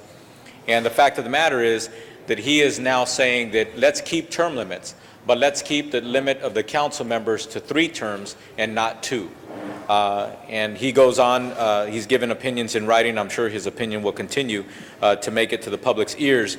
But I think it's very important for people to understand that somebody who felt so strongly about this still feels strongly about that, but does in fact believe that he did it with all the greatest intentions, but that it's now time to relook at that and give the voters the opportunity to decide if they want council members to be limited to 3 terms instead of 2.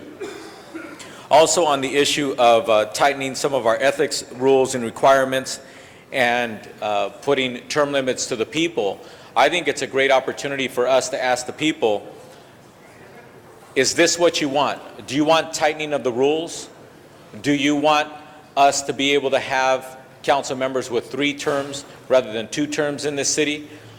I personally think that those are definitely issues that are intertwined, and those are definitely issues that are not necessarily non-single subject matters. So I think that when you look at this the way it's written right now, realistically speaking, I think it's something that the voters have a right to have an opportunity to vote on. I think it's a responsibility of this council to, as often as possible, give that opportunity to the voters. And in this particular case, I think that this is very relevant and something that we should take to the voters this November, and they can vote it up or down. They can decide if they want 3 terms for council members. They can decide that what we did before, even though the guy who put it before them decided that that wasn't the right way to do it, he's changed his mind, he thinks we ought to have 3 terms instead of 2. They can ignore him and say, well, we're going to stick with that, whether you change your mind, I didn't. So I think it's very important for us to understand that all we're doing here today is giving the voters the opportunity to go ahead and decide the future of their city and who's going to be a legislator and how many terms they can have. Thank you. Mr. Garcetti to close. Thank you very much, Madam President. Can I ask our city legislative analyst to come to the table, please?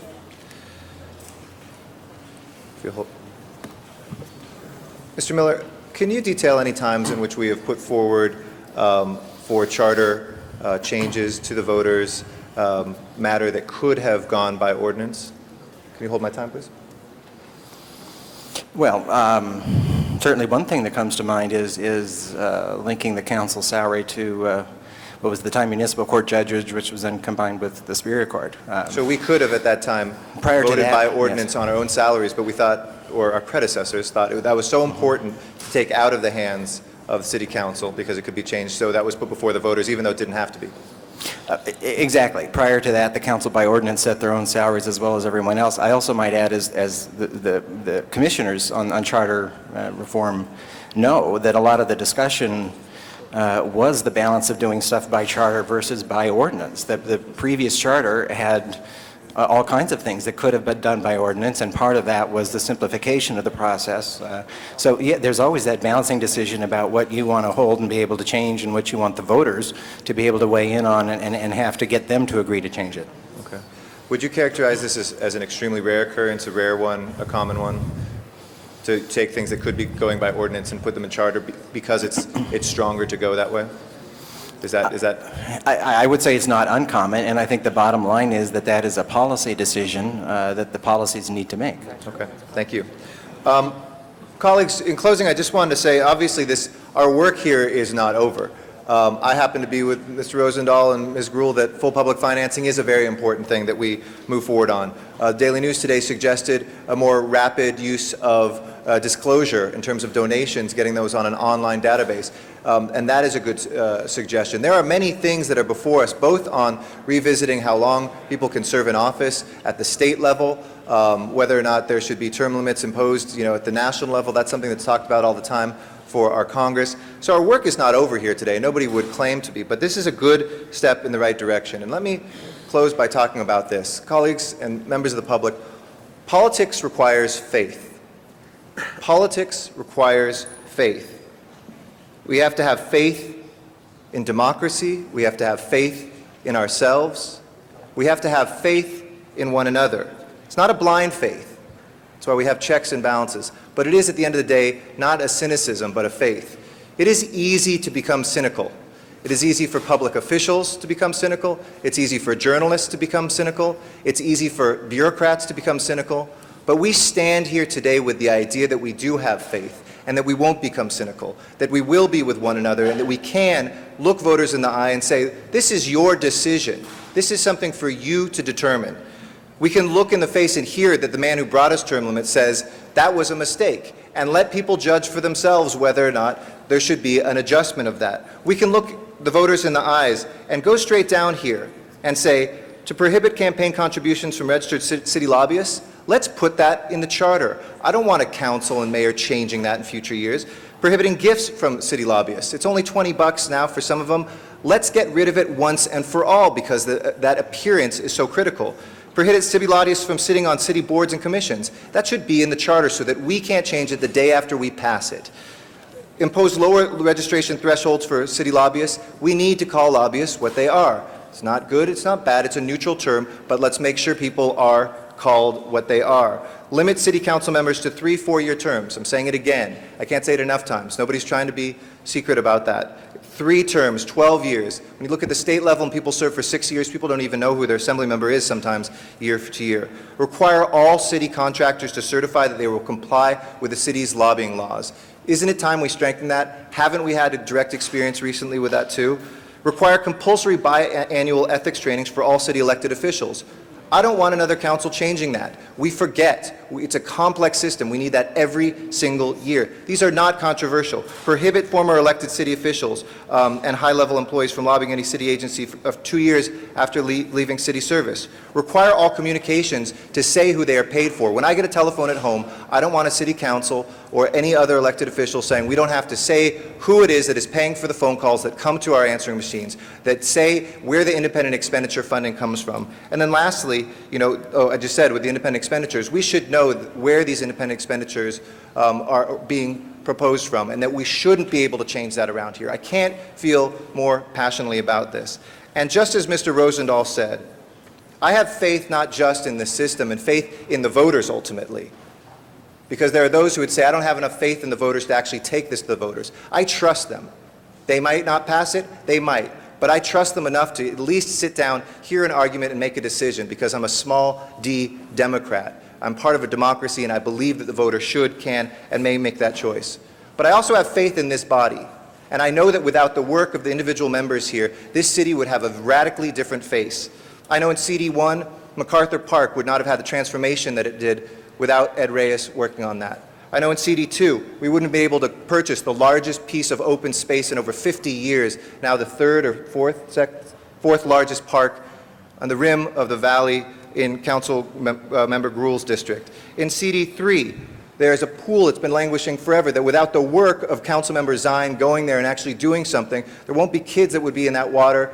It just wouldn't get done. In CD4, the great observatory that's going to be reopened without the work of Tom LaBonge there. In CD5, a Homeland Security package that if Councilmember Weiss hadn't time and time and time again told us this was important for this council, probably would have fallen through the cracks. In CD6, if we didn't have the work of Tony Cardenas, we wouldn't have a task force right now going after, and I think making the first felony convictions of animal cruelty, of trafficking against women. In CD7, we wouldn't have a children's museum out in the valley. It would still be downtown-centric as well. In CD8, without the work of Mr. Parks, we wouldn't have the highest bond rating of any city in America, big city in America. New financial policies that make sure that every person's taxpayer money in here, don't take our word for it, take Wall Street's word for it, is the best managed of any city. We're not a San Diego, an Orange County, or state of California. In CD9, there would not be wetlands brought to the heart of South Central Los Angeles in a way that was never there before, so that people could have nature and birds and things while cleaning the water, and Proposition O would not have passed without her efforts as well. In CD10, the domestic violence shelters were going to be gutted with the money, and it wasn't for Councilmember Wesson chairing the Housing, Community, and Economic Development Committee. That would have gone through, and our domestic violence shelter system wouldn't have been maintained. In CD11, we wouldn't see the historic agreement at the airport without the hard work of Bill Rosendahl. That's really hard work to accomplish. Greg Smith with his Renew Plan, and I thank everybody for the indulgence. I go through each one of the numbers, but it's important for people to hear. Greg Smith, you know, people would have maybe looked at Sunshine Canyon, they maybe would have looked at short-term stuff. Greg Smith is spending months and months and months of time for a long-term solution that changes fundamentally how we deal with trash here. In CD14, you know, the work, if we didn't have Councilmember Huizar as a public servant, that little thing called Belmont would have been the biggest embarrassment in Los Angeles. Instead of working with Ed Reyes, having a park on the edge of downtown and a school that will actually bring justice to the heart of a community where Belmont High School is the most overcrowded high school in the city of Los Angeles right now, bar none, 3 times as many kids as it was built for. And in CD15, Councilwoman Hahn talked about Franklin Square. This is a project, a housing project her father started. Her father started, and it finally got done because she was there. I have faith in the system. I have faith in democracy. I don't want a weak ordinance. I want a strong charter change. If the voters reject it, we always have the option of the ordinance. But let us do something that is not the weak option first. Let's go with the strong option. Let's talk about it straightforward. And I want to thank again, because as we've already seen in this, the subtext to all of this is not about the substance. The subtext is trying to personalize this, that it wasn't the League of Women Voters that brought it for us. It was a secret plot hatched in City Hall. The subtext is, this isn't really about serving the people. It's about eating out of the trough. As Mr. Reyes said, you know, my father was a public servant. I can tell you, when you leave public service, you can be much happier than the sacrifices you make here. But darn it, it is worth being here, because we have the faith in democracy, we have the faith in this body, and I hope today through this vote we have the faith in at least putting this before the voters. Thank you. Thank you, Mr. Garcetti, and your knowledge of all of our accomplishments is extraordinary, so I appreciate that. You were going to be our last speaker, but Mr. Zine, that's a hard act to follow, Mr. Zine. Well, I only have a couple comments to make, because if I look around the 15 council members, my dad was a gardener, and never would they think that I'd be a city council member. Bernard Parks, Los Angeles Police Department.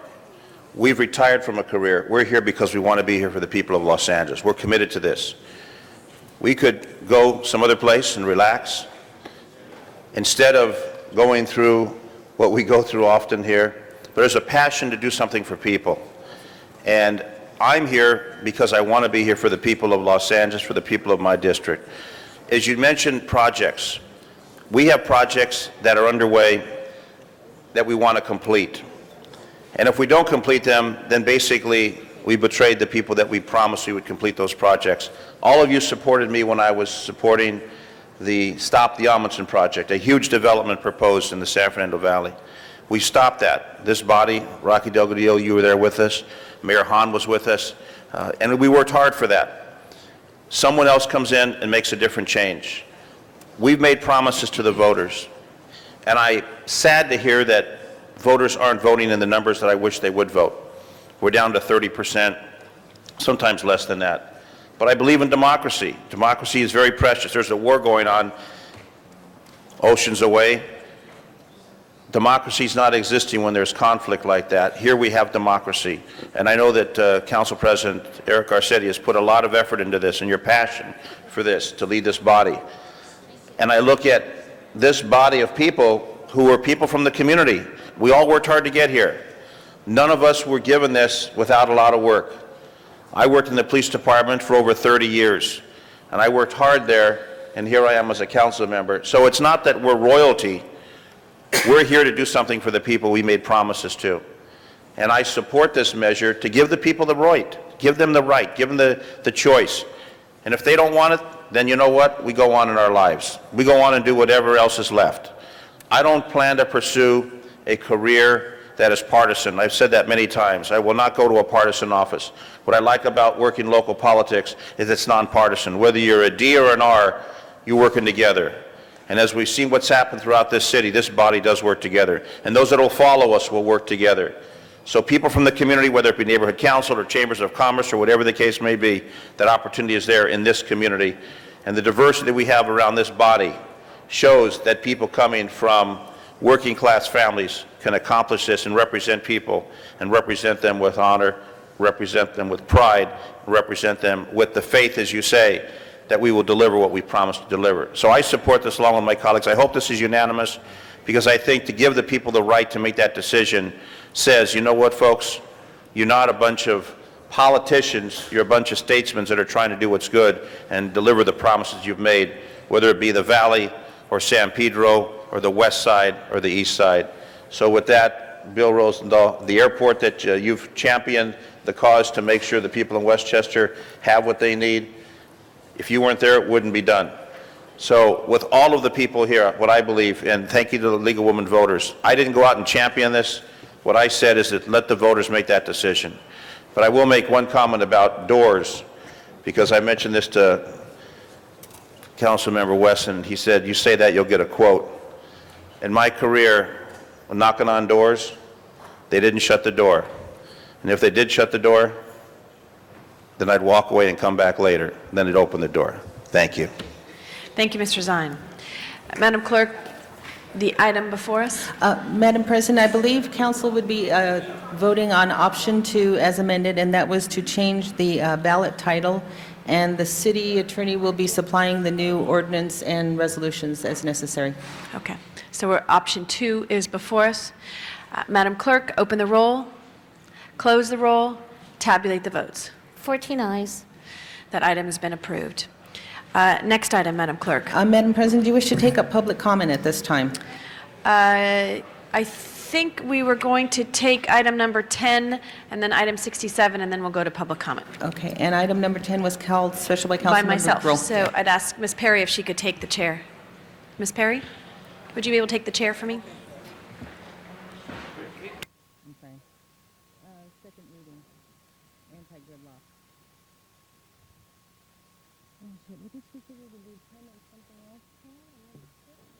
Okay. No, 6 is done. Thank you very much, Madam Clerk. Which item are we on now? We're on item number, council's on item number 10. Okay, our first speaker is Ms. Gruhl. Thank you. Thank you very much, Ms. Perry. And I think we have staff present here today from the Department of Transportation. Could the staff come up to the table? Department of Transportation staff.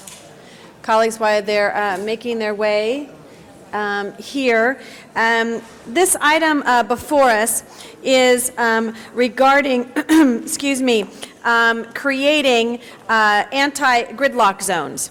And, you know, there's nothing more I guess, ironic when you're driving down, or frustrating when you are driving down the street and it is a peak hour period of time. It says no parking, whether it be 7 to 9 a.m. or 4 to 7 p.m. When you see that there's a car that is parked there with their emergency red lights in front of a Starbucks, indicating that that was their emergency, and it's caused a huge traffic jam. We have in the City of Los Angeles now, and by adoption of our budget, and proposed by the mayor, are Tiger teams that are currently on Wilshire Boulevard towing vehicles as part of the pilot program. But we know citywide that we have zones where there are particularly, again, restricted parking, and it has been problematic to getting Los Angeles moving again. So what we're trying to say to people is, you know, pay attention, and it's going to be more painful for you when you are going to park in those areas. Someone said to me, you know, do you really want to be known, because since I'm known as the pothole queen, as the ticket lady in the city of Los Angeles for those close to 200,000 people who get tickets in those peak hour areas? And my answer was yes, because when you look at the millions of people who are negatively impacted every single month, every single day, we think it's critically important. Colleagues, what you have before you today is an item that will allow us to designate, and all of you should have received from the Department of Transportation, the actual maps that include areas where we will be doubling the traffic fines in those gridlock areas. So, colleague, I would ask you today that we pass this ordinance that is before us, which allows us also to go back to, with the Department of Transportation, to identify. Right now we're going for those areas that are a mile or greater. We're looking at some of the other areas in the city of Los Angeles where we'll be adjusting. And so I don't know, Mr. Attorney, if you have any comments before we move ahead on this item, and just hold my time for my last 15 seconds. No, this is in fact second reading, so the council has already given its first imprimatur. Yes. We would welcome the opportunity to go forward to implement. Great. Well, colleagues, again, we want to send a somewhat harsh and painful message to people that it is unacceptable to park on these certain, I think, very major thoroughfares in the city of Los Angeles. And I have to compliment the Department of Transportation. The other day, I drove down Wilshire Boulevard and was in that third lane, adjacent to the curb, and there was a DOT officer with the lights on, getting people who were just stopping there to pick somebody up to go around the corner, and it really makes a big difference. So, colleagues, I would ask today that we have an aye vote on this item. Thank you, Madam President. Thank you, Madam. Ms. Gruhl, and Mr. Labange is our next speaker. Just a real quick question. Is Alan Willis here? I know he was here at one meeting before on this. Is anyone here from the department? Just a friendly amendment. Highland Avenue, which is one of the most gridlock streets in town, is not on this map. Highland Avenue from the Hollywood Freeway south through Melrose, and wanted to add that Is it street. restricted already? It's restricted already. Okay. And Shelley, you're the city attorney, but you work closely with the Department of Transportation. So just a friendly amendment to add Highland Avenue from State Route 101 to Melrose. We will take that message back to DOT. Okay, that they add that Thank you. street. Fabulous. I second your amendment. Thank you. Friendly amendment. Thank Thank you, you, Madam Mr. President. That's it? Oh, That's it. Ready to vote? I'm ready to vote. Okay, Madam Clerk, no further speakers in the queue. Would you please open the roll, close the roll, tabulate the vote? 14 ayes. Thank you very much. Thank you, Madam Now, President. Mr. Cardenas, you have a request? I'd like to know if we can go to item 12 next. All right, so we can take item 12 out of order? Great. And I was just say, Please. item 45, I no longer have a question, so if you want to vote on item number 45, actually, we'll hold that. We'll hold 45. And I believe Mr. Garcetti wanted to, or there's been a request to send 66 forthwith. Is that correct? Okay, thank you. Okay, I'll make sure I do that. Okay. All right, Mr. Cardenas, the floor is yours. Thank you very much. If I can have the CAO staff also make sure there's somebody from the CLA's office in case we have some questions that they'd like to address the answers to.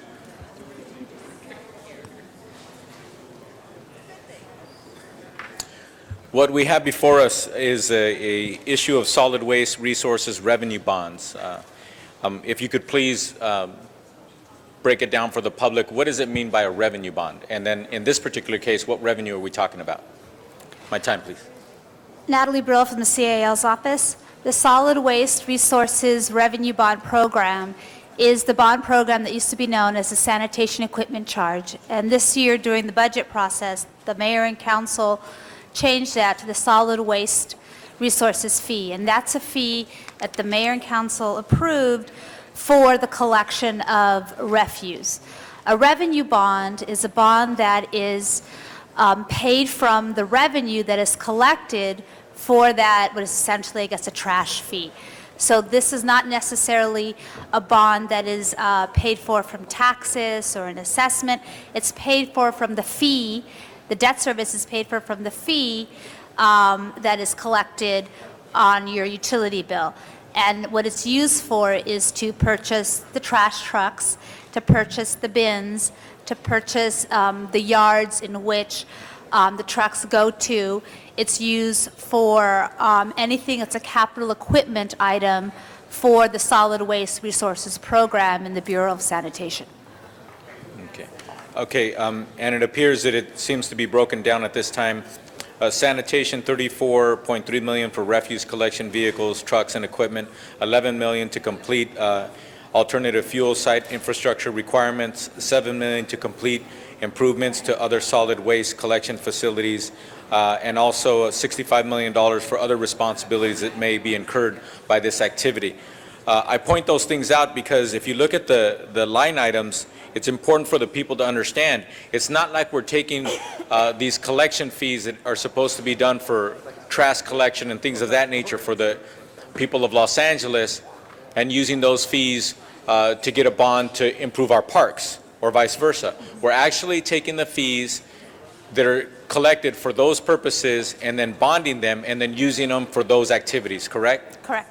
So basically, we're keeping them in the same area, and we're actually handling the issues, these matters by bonding them.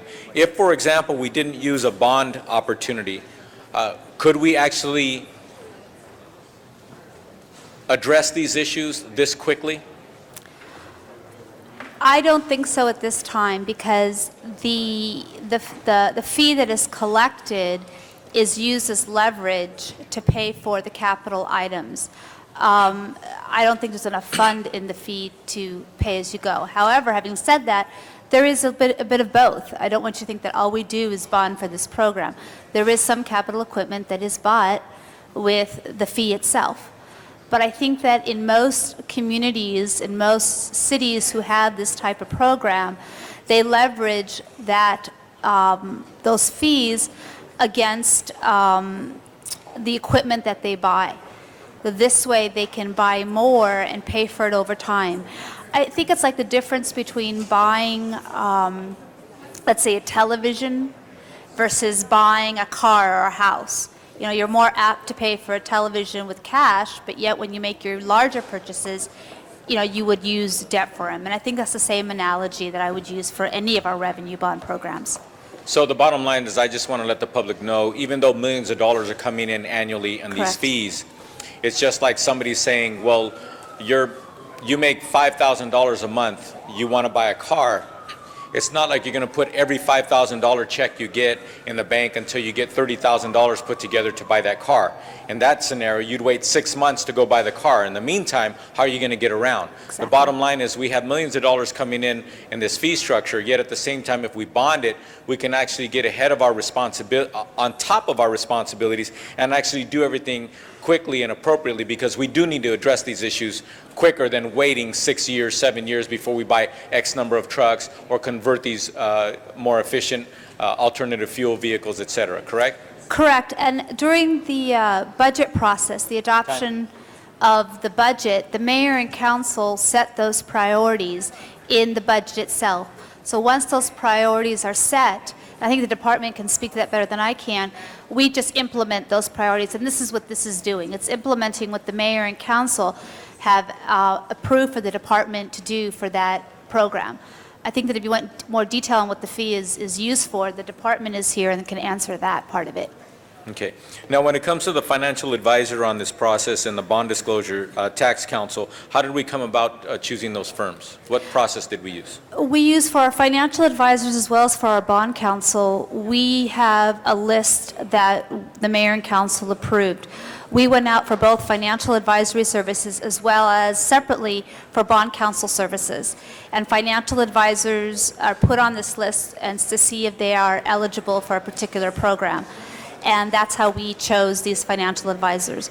For bond counsel, we work very closely with the city attorney's office, as per instructed by the mayor and council, to choose bond counsel, special tax counsel, and disclosure counsel. Okay. Now, these firms, do they have certain requirements that they have to meet when it comes to licensing and things of that nature?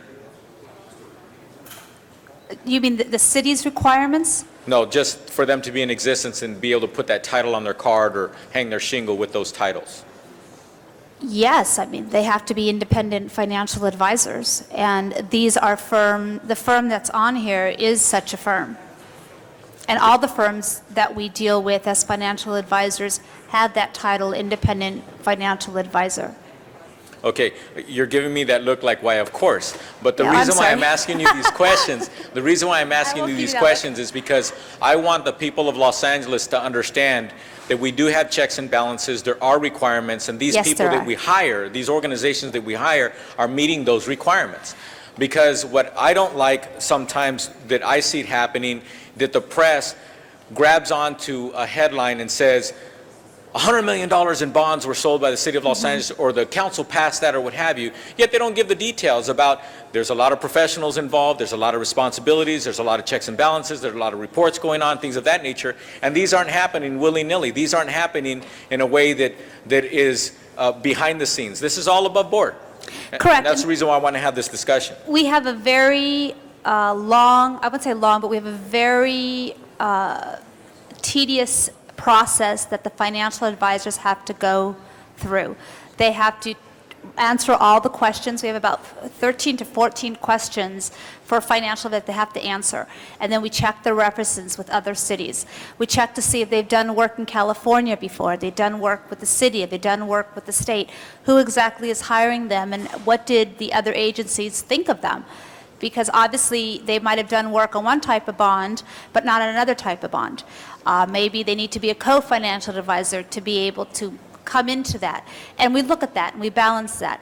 We also look at the entire program that the city has. So we may have a list of 10 financial advisors, and we may rotate 3 of them in this area or 3 of them in that area. I think it really depends on their expertise for each of the different bond programs that we have. The same thing with bond counsel.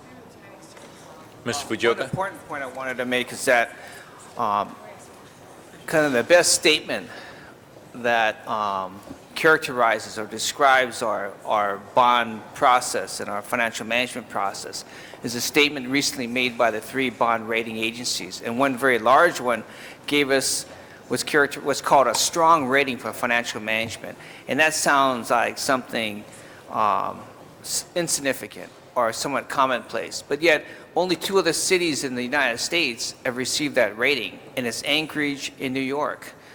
Also, the bond rating agencies have come to us and asked us to share a copy of our policies and certain aspects of bond management to be used as a best practice and to share it with other cities. So they've taken our policies, first directed by this council to develop, and then subsequently approved by council and mayor, and have taken them to other cities throughout the United States and said, this is truly a best practice. But the checks and balance that that we're discussing right now are absolutely there. It's not just city staff. It's staff from, it's your city staff.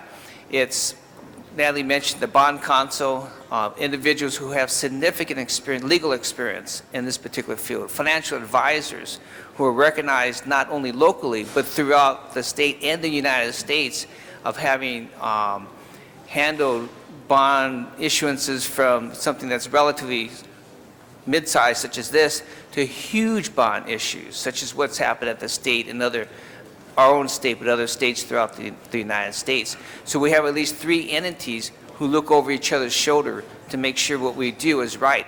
What happened down in San Diego will never, ever occur in the city of Los Angeles because of our structure. As long as we continue to adhere to strict policies and do the right thing. Absolutely. And then we have the ad hoc committee who's taking a further look, the committee that you're chairing, at our policies and structure to further strengthen the structure, but also, I think what's more important, to add transparency to the structure. That's the key, so that those, because we're selling bonds that are being paid by our constituents, as you know, so that they know that the bonds that we're selling and the manner in which we're handling the sale, but more importantly, managing the debt repayment is in the best interest of the city. Okay. I think it's really important that we have these discussions in front of the public, because the public needs to understand is what you just said, Mr. Fujioka, is that there's a whole hierarchy of organizations and people who are looking at the city of Los Angeles and affirming that we're not like that character in the Pink Panther. He gets the bad guy accidentally. Here we are very purposeful, we're very methodical, and we're very careful, and we're very mindful of our responsibilities, because these are hundreds of millions and billions of dollars a year that are being managed and financed by the city of Los Angeles. And that's not rare, because every big city is into the billions. And it's very, very important that we do that. I just have one more question, Madam President. How did you arrive at the August 15th sale date? How did you choose that? Was that the advice of our council? Was it we threw darts? How did we come about with the 8/15 date? Mario Vasquez with the City Administrative Officer. That was the expected date after having looked at the calendar, going through committee and council. Obviously, we are in August 2nd. We now think that date will be pushed forward into early September. Oh, really? Yes. And how is that going to affect our wanting to get in the market on a certain date? Are we still feel comfortable and confident that the market is we can't predict it completely, but we have an idea of how we feel about the market over the next few weeks? What do you think? I think we'll be fine. The issue at this point is that we have certain requirements for publication, and having come to council on August 2nd, we won't meet the publication deadlines for the 15th. And we also have a policy that is internal, but also to the mayor and council, that we like to sell bonds when you're in session. We like to have you award the bonds, not have us award the bonds. So although we probably could sell at the end of August, the calendar-wise we could, we feel it's important that the mayor and that the council actually award the bid. So we'll wait until you're back in sessions before we sell, and we're confident that the market will be fine in waiting that week for you to be back in session and for you to actually award the bids themselves. And we'll work with the city clerk to put that on your first agenda. In most cities, staff awards the bids. The bids come in and the staff awards. We have an internal policy that Mr. Fujioka insists on, that we come back to you and we tell you, how did we do? Who bid? What was the issue? So we try to do it when you're in session. Obviously, if it may not work out and you have given us the authority to award, but we like to do it when you're definitely in session. So we'll wait that week. I think it's important for the public to understand that sometimes we have competing responsibilities, and we have to constantly weigh those out. And the fact that you want to be consistent in making sure that we award the bids, the legislative body, I agree with that responsibility. Obviously, you have the opportunity with your advisors, if for some reason something was happening and it compels us to say we need to weigh out those competing interests and go to the market without having it be awarded by the council, I think that's the respectful way in which we need to move forward. Again, Yes. this is too big an issue. It's very important. And if you could forward to my committee before the next committee hearing, information on the financial advisor firms, just to make sure. We've looked into some of them, but we just want to make sure we have all the documentation necessary. There's one particular firm, for some reason, we weren't able to get information on. I'm sure it's not a problem, but it's a quirky little thing. We weren't able to find some stuff on their website. But so if you can get forward that, we'd really appreciate it. And again, thank you for this opportunity to go ahead and go through this issue. One more point, again, maybe we missed it, but on the summary report, the word competitive wasn't on there. And I know that this is a competitive process, but I was just, not to get an answer, but if you could find the word competitive in there for us and correct us on that, We just thought that was a little quirky that we didn't see the word competitive on there. We know it's a competitive process, it's obvious. Yeah, Okay. this is, I think they mentioned this type of bond is our highest rated bond. There would be an absolute market for this bond. There'll be a significant number of bidders because of the fact that the debt is all but guaranteed, and because of the type of bond, it has first call, there's all these different factors, and so this would have Mr. a Fujioka, very I'm good getting a result. smile on my face because hopefully what that means is a better rate for the people of Los It would be Angeles. absolutely a better rate for the Okay. people. This will probably have the highest rate, Which the over best time, rate for the people. which over time means that that's millions of dollars that we've been able to conserve for the people of Los Angeles. Yes. Right. And still get the same amount of work product done. Yes. Okay, thank you very much. Appreciate it. Thank you very much, Mr. Cardenas. All right, Madam Clerk, there's no further speakers in the queue, so please open the roll, close the roll, tabulate the vote. 14 ayes. Thank you very much. Next item, Madam Clerk? Madam President, did you wish to take up item number 67 at this time? That would be fine. Okay, and that was called special by Councilmember Huizar. Thank you, Madam President. Colleagues, I know we heard this item yesterday for about an hour, and I have a suggestion if we would all agree to. As you know, this item is an outcome of a commission that has been hearing these items for about a year, and what they're essentially recommending is adopting something similar to what we just adopted now for City Council put on the ballot. Number one, to provide ethics reforms. What it will do is adopt most of what we're proposing that we just adopted for the voters to decide upon, and then some, because the LAUC does not have any rules or regulations as it comes to disclosure, transparency, and contribution limits. Second, we just asked voters, or we're going to ask voters in the November ballot, to extend City Council terms from 2 to 3. With this resolution, what we're proposing here on item 67 is to establish 3 four-year terms. So it's going to be consistent. And finally, it's recommending a compensation review committee that will look at the compensation for school board members. And whether the legislation in Sacramento goes through or not, the compensation review committee will have an opportunity to look at the Board of Education and the roles and responsibilities given the new role if the legislation goes through or not, given their existing role. But I would ask if we could amend the item number 67 and move from November ballot to the March ballot, this item, that's March of 2007, and instruct the city attorney and city clerk to prepare all necessary resolutions, ordinance, and other relevant documentation to effect this change. I further move that this new package be added to City Council continuation agenda for this Friday, August 4th. And the reason I'm recommending this is because I understand through yesterday's dialogue that most council members, if not all, agree with the substance of this proposal. It was an issue of timing.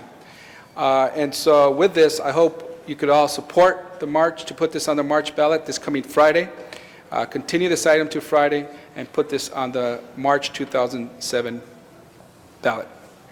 Madam Chair. Hold up, thank you, Mr. Huizar. Mr. Wesson is our next speaker. Madam Chair, I rise to second Mr. Huizar's motion and to again thank him, as I thanked the Commission, for all of their hard work.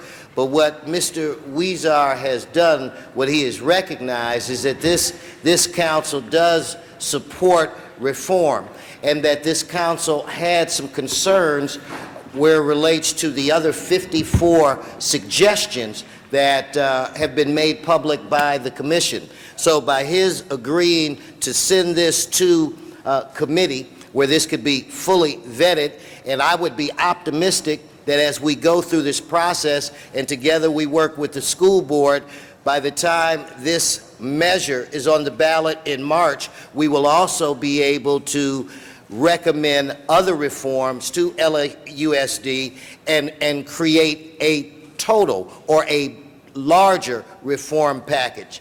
I think some of the concerns that we had here was reform by a piecemeal approach. This in my opinion, is a very thought-out amendment by you. It gives us the opportunity to vet this and make recommendations. So with that, I enthusiastically second the motion and look forward for voting aye on Friday. Thank you very much, Mr. Wesson. Next speaker is Mr. Labange. Much. Thank you, Mr. Weston and Mr. Weezer. Thank you for your leadership on this. And I do believe the work that you've done, the work that Mr. Padilla has done, the Citizen Commission, all of that work will come together in a stronger way in the spring, in March. A stronger way. I just wanted to rise to thank you, especially Mr. Weezer, for your leadership, as well as Mr. Padilla. Thank you. Thank you very much, Mr. Labange. Ms. Hahn. Thank you, Madam President. I also rise to support this and thank Councilman Weezer for really showing leadership since he's been on this council. His background as president of the school board really gives him a perspective that I think few of us have.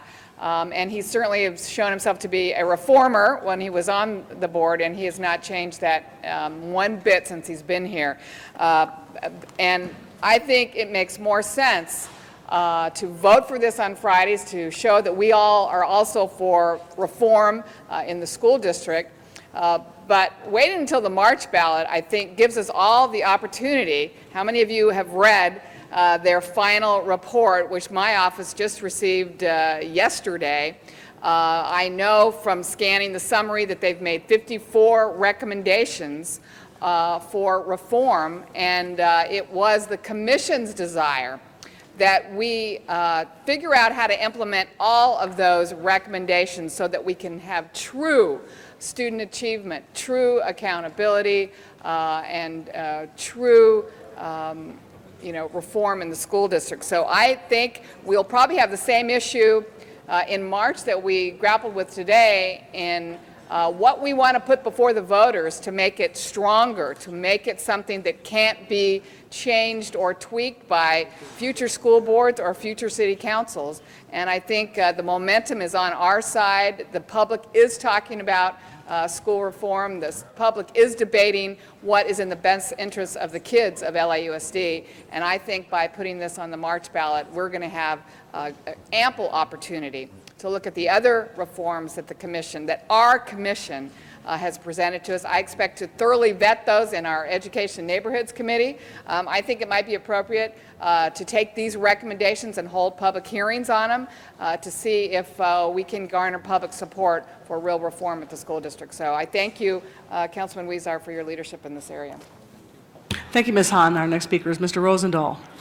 Thank you, Madam President. I want to thank both Jose Weezer and my colleague over here, Herb Wesson, because the beauty was we had a real good discussion yesterday, and everything was brought forward about issues, especially the Commission's report and what needs to be done to really analyze it.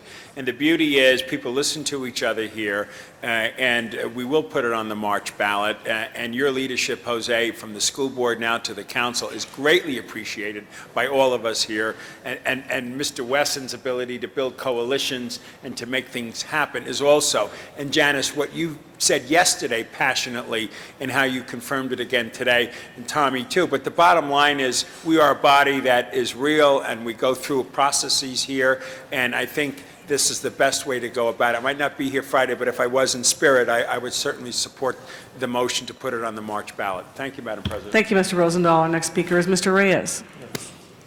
Thank you, Madam President. I'll just be very brief. One, I want to thank the leadership of Councilmember Weezer. I know this is not option A, but in option B, I think we're really pulling together a process that will acknowledge the hard work of the commissioners, hopefully define a loop where we can go through this in such a way where we don't hold anything back, but really get into the meat of what's being proposed. We're at a pivotal point, I think, in the history of how we treat our young people in the education system. It gives, I think, time for the mayor to coordinate and figure out a process that truly would create change in the classroom for each individual and each desk. So thank you very much. Thank you very much, Mr. Reyes. Before we take a vote, we have two speakers from the public, Mr. Dogg and Mr. Dowd. Would you please come forward?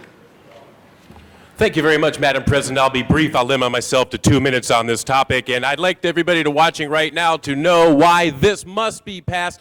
We need to go here because before we vote on this, we need to find out what happens with the LAUSD mayor's plan to take over the school system. So here's why that plan is bad.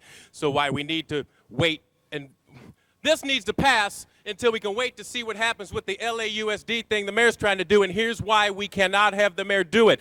He will take complete control of the school system with his 80% weighted vote. There's a council of mayors of the entire LASUD, and all their votes, they only have 20% of the vote. So let's say they all get behind one superintendent who's good for the city, but Mayor Vigorosa has his own guy in his back pocket he wants to put in there. He gets 80% of the vote, so his guy goes in every time, and that's for every decision that is voted on for LASUD. The mayor will have an 80% vote. That's a 100% win every time. And that's just running amok, because not only does that mean he handpicks the school superintendent, the superintendent is in charge of budgetary, of the investigative branch, there to investigate the mayor for fraud, waste, and abuse. So how are you going to handpick the superintendent who's got control over the investigator? And that's the problem. It's not transparent. And let's see, the other thing I'd like to say to all of Mayor Vigorosa's Latino, Hispanic constituents who respect and admire him as a leader and trust him, this is not going to the kids. The money will be going to the real estate developers, and the problem is there is a 72% Hispanic, makeup of the school system. So I'd like to say to everybody who loves the mayor so much, hey man, it's all just a big scam, in my opinion, and we can't allow this to happen. So that's why if we vote on this, we'll be able to see the results of the mayor first. And I got 12 more seconds, and what else can I say that I'll be commenting tonight on KABC, Mr. KABC. Look for LA City Beat article tomorrow and Daily News article of Zuma Dog and the Venice Outlaws. Hootie-hoo! Mr. Dowd.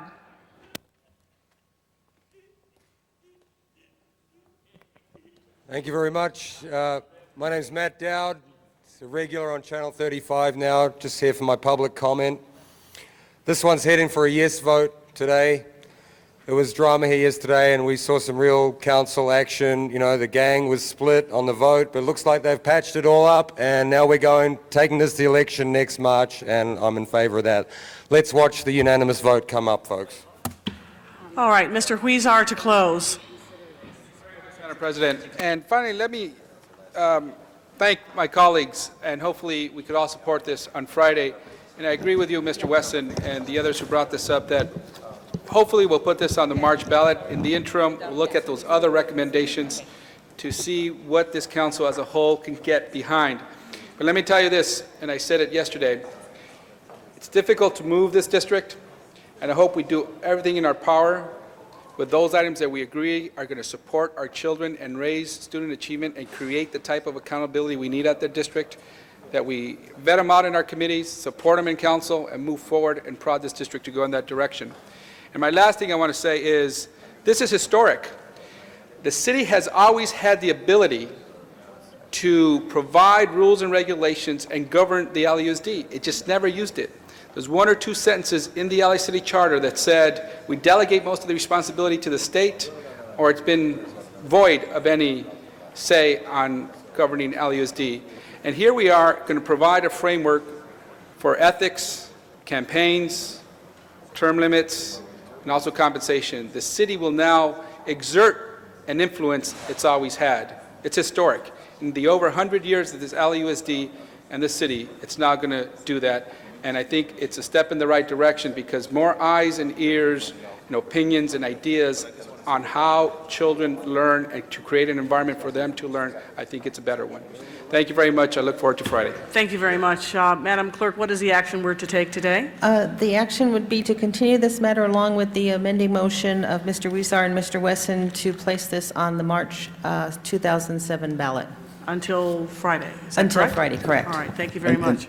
Just for clarification, that would be the city's primary nominating election to be held on March 6, 2007, and also a new public hearing would be required on Friday because of the substantive change.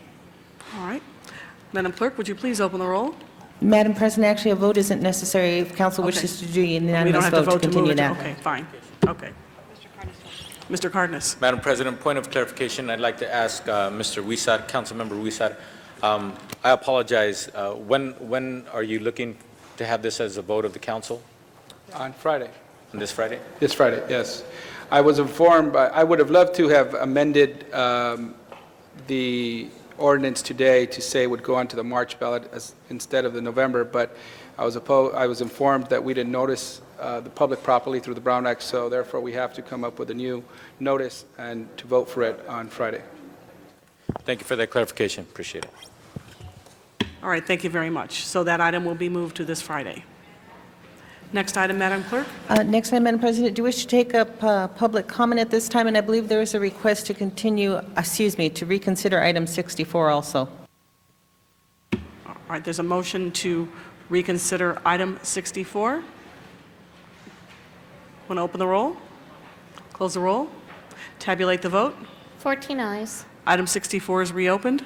And I believe there's a substitute motion on that item. I don't know if it's been distributed to the council member. It has been distributed to the council members, so council can vote on the substitute. Mr. Cardenas, do you wish to speak?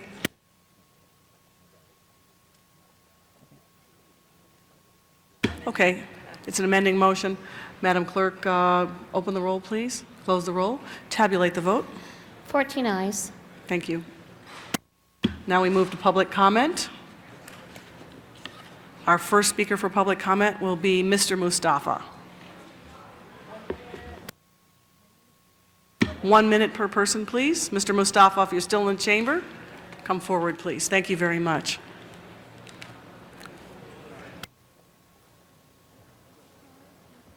We ready?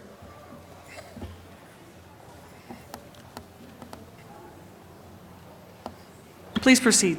Okay. Good morning to the City Council. My name is Mustafa Fletcher. I'm the Director of Unity 2 Gang Intervention Program and a part of the LA Bridges 2 Gang Intervention Program. My concerns here today is for the past month, the Bridges Program haven't received no money, but at the same time, our services still being provided. And I would like to express some of the concerns that I have, some of the burdens that our agencies are under due to the fact that we haven't been paid from the city, but at the same time, we are still providing safe passage for various schools and hotspots in our various communities. One of the burdens that we're having is that Unity 2 is responsible for paying the rent at our building and getting our employees paid every 2 weeks. Unity 2 has exhausted all its private funds due to the fact that we have bills that accumulated and we had to pay some of our staff out of our donated funds account. Okay. Thank you, sir. Before we proceed to the next speaker, I believe Mr. Reyes wanted to give some information on the record. Yes, I wanted to, in support of my colleague, Councilmember Han, after our committee, I came across information about the process of actually being able to move those funds quicker. So my understanding that it's already been heard in Budget and Finance, so we're not taking it away from the chairperson of that committee, Councilmember Parks. If we could do a verbal motion today, instruct the clerk to process the paperwork to get them paid now as opposed to next week, I think that'll make a big difference for those who are in a position where they have to think about whether they pay their bills or eat food. I mean, we literally are talking about people's lives and how they can get through the week and through the weekend. And unless you've been there, you don't understand what that means.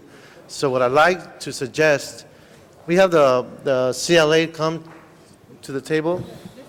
Is this is public comment, Mr. Reyes? Can I do a verbal motion or verbal action, City Attorney? I want to respond to this need.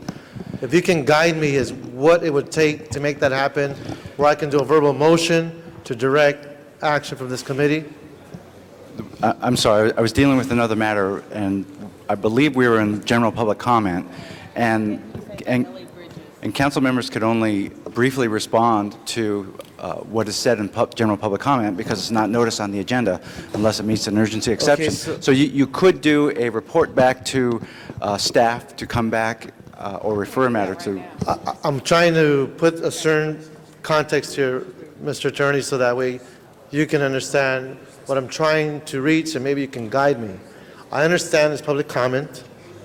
I like to use our capacity to do verbal motions to direct the staff to process the paperwork to pay this service.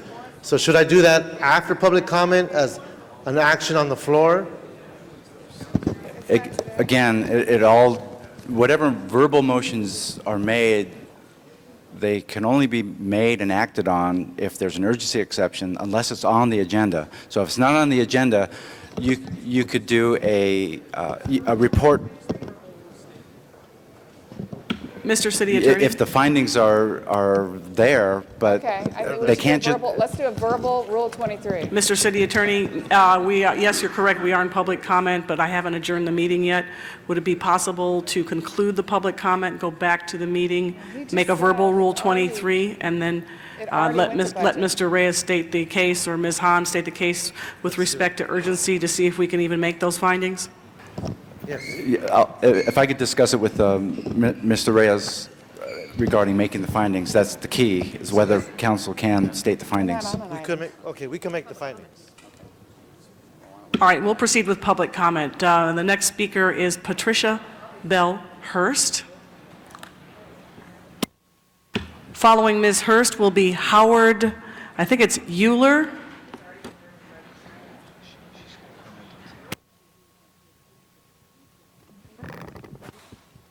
I have a question. Is the clock set for one or, is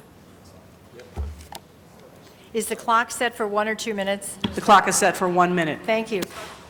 I just wanted to thank the City Council for the public comment period. It's the first time in 20 years I've ever done public comment. I just want you to know that I am terribly disappointed in Councilman Bill Rosendahl approving homes in the vicinity of a methane-producing garbage dump. Marvin Browdy must be spinning in his grave when he opposed this in 1999, and the entire City Council unanimously supported the opposition of that project. Thank you. Thank you very much, ma'am. Mr. Euler.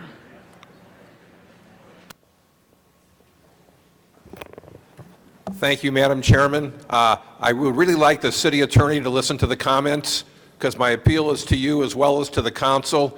This is a time for some creative thinking on what the rules will allow, and not to block what Mr. Reyes and Mrs. Hahn are trying to do. We have over 40 gang workers in South Los Angeles who are not getting paid at no fault of theirs or the agencies that they work for. We've got some bureaucracy that has to get bypassed so that we can get the money. You should know that in addition to the leadership of the 100-plus gangs that we have at the peace table, it's the chiefs of Southeast, Southwest, and 77th and Harbor, who we met with, and I'll include Pacific as well, who we met with on Monday, who looked to us for help. Workers are working on sheer commitment. There is no money coming to them. That is bad policy. The city should not allow that. Please. Thank you very much, sir. We go to a speaker in Van Nuys. His name is Bruce Darien. Yes, good afternoon, City Council. I'd like to complain about the fact that the public comment has been switched around a number of times this afternoon, where we're now speaking. But moving on, during the Kent State massacre, where Nixon brought in his 10 soldiers to suppress the crowd that was lawfully meeting and using their constitutional rights of freedom of speech during the Vietnam era, I see a parallel here with the City Council and its voting to limit free speech. While I do not make a comment or condone what's been said at the City Council meetings, I think your actions will certainly meet a legal challenge. Additionally, the City Council, Mr. O'Connell, I'd like the council to address him on the fact that he, for the record, stated that the city does not have any business with the Malibu Pier debacle, the surrounding environmental crimes that go with that to the Los Angeles River, In order for him to have made that statement, he would have had to have made some type of analysis to the issues involved. He stated on a jurisdictional basis that the city is not involved, and we would like to have, for the public's knowledge, what those determinations were made by the city attorney. Thank you. Thank you very much. Mr. Dog is our next speaker, followed by Mr. Dowd. Yes, I know there's, where's the microphone? I know there's some new rules regarding free speech crackdown. I hope this ain't considered a banner, sign, or placard. It's the newspaper, and I'll always be able to hold that up. And I'd like to read from it right now, y'all, because I haven't caught up on the day's events. Let's see, it says here, LA's Defiant Council. City Council, which for so long has cared only about its own interests and those, of course, the City Council, which for so long has only cared about its own interests and those, of course, of the people who buy their access with heavy contributions. Never mind that Delgadillo said council members could now get sued. After all, if the public has no money to fight this outrage, they won't have money to fight it in court. Councilwoman Grew, whose personal ambitions go beyond the $1 million in extra salary and benefits, an additional council term. Council member Grew, please buy some Zuma Dog shirts, because that's way too much money. Oh my God, I'm sick to my stomach when I hear that. I hope I don't puke all over this place. Zuma Thank you Dog very for much. City Council. Mr. Dowd, please. I have your card, Ms. Hawkins. Please wait until I call you. Mr. Dowd is our next speaker. Following Mr. Dowd will be Tony Massengale. Can I reset the clock, please? My name's Matt Dowd. Thank you. I'm part of the Venice Outlaws. Matt Dowd, Michael Hunt, Zuma Dog. We're bigger than Mel Gibson today. We pushed Mel Gibson off the headline. That's all about us. Free speech crackdown, because the council is increasingly frustrated with activists. So we pushed term limits to page 3, and we've pushed Lebanon to page 11. Now, I was here last week. There was a vote on a hike and a trash fee. In fact, they were removing a subsidy off homeowners to pay for that, but it was to bring 1,000 police into the police force, new police. And I heard this council bring up the names of the deceased and able to push that through. And I think that's disgusting. You should only be bringing up those people's names when you're giving a progress report on the investigation. What's happened? Where are the suspects? Where's the prosecutions? Where are we up to with that? You know, I'll tell you why you got nothing, because the community doesn't like the police because they niggle you. Mr. Massengale, you are our next speaker. Thank you very much. Following Mr. Massengale will be Mr. Hayes.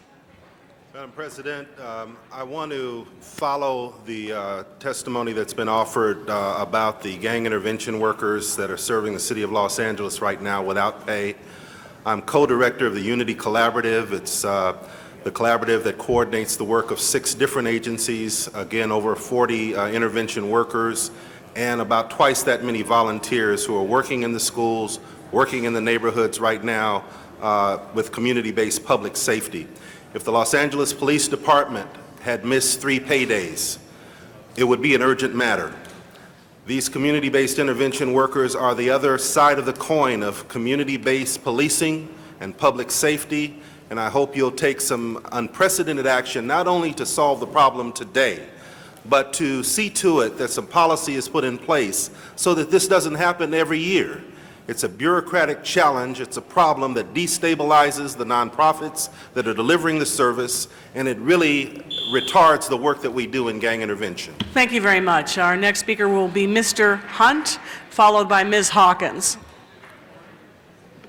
All right. We back on the record. Yeah, the top story in Daily News thrives on Hunt and his First Amendment rights being violated not only here at City Council, but at Venice Beach too. Like I said, we got our first lawsuit in as of the 27th. We're looking forward to our second lawsuit challenging the you guys' new ordinance and everything. I'll be back next week challenging that in sole person with the ACLU attorneys. I like Ms. Greer. She could have 10 terms, if you ask me. But anybody else, you guys, this is real serious. Free speech being taken out of City Council, free speech taken from Venice Beach. It's a real problem. I'm going to take the top 3 stories in the next 2 or 3 days in all the Venice newspapers. So with the lawsuit going on, what's up, baby? Thank you very much. Ms. Hawkins, you are our next speaker and the last speaker for public comment. Good morning, everyone. My name is Ms. Sylvia Hawkins. I believe it should be understood and explained to the public people and the council what happened last week concerning the police department came here and explained the procedures to Councilman Reeves concerning who will be non-gang teachers, which will be the police department. He already asked a question to the panel. Now he's trying to deceive these people to believe that they about to get a check, who is the people that's getting out of jail, whether it's 10 years or whatever. Now the gang people finna be the teachers to those that's getting out of jail. The police already explained to him, they will not go that way. They will not receive a check. Now he's standing up saying, why not? Now why they not gonna be the teacher? They not gonna get paid, they not gonna be the teacher. She showed you the procedures, which means the police will be the teachers. And to the non-violent, they are not hiring gang people to teach. Police are being hired. Now stop acting like you don't know that to these people. Thank you very much, Ms. Hawkins. That closes public comment. There's no more cards, so we will go back to the regular meeting, and I believe Ms. Hahn or Mr. Reyes may want to make a verbal motion. Yes. This morning we had a very intense committee on gang intervention. Came to us that we have a gang intervention program that has not been paid for 30 days. What I'd like to, in coordination with Councilmember Hahn, because it's mostly in her district, to essentially issue an emergency check today, Rule 23, since it's already been through committee, to allow the folks who are working with us to prevent more homicides and murders to actually be get paid for their work.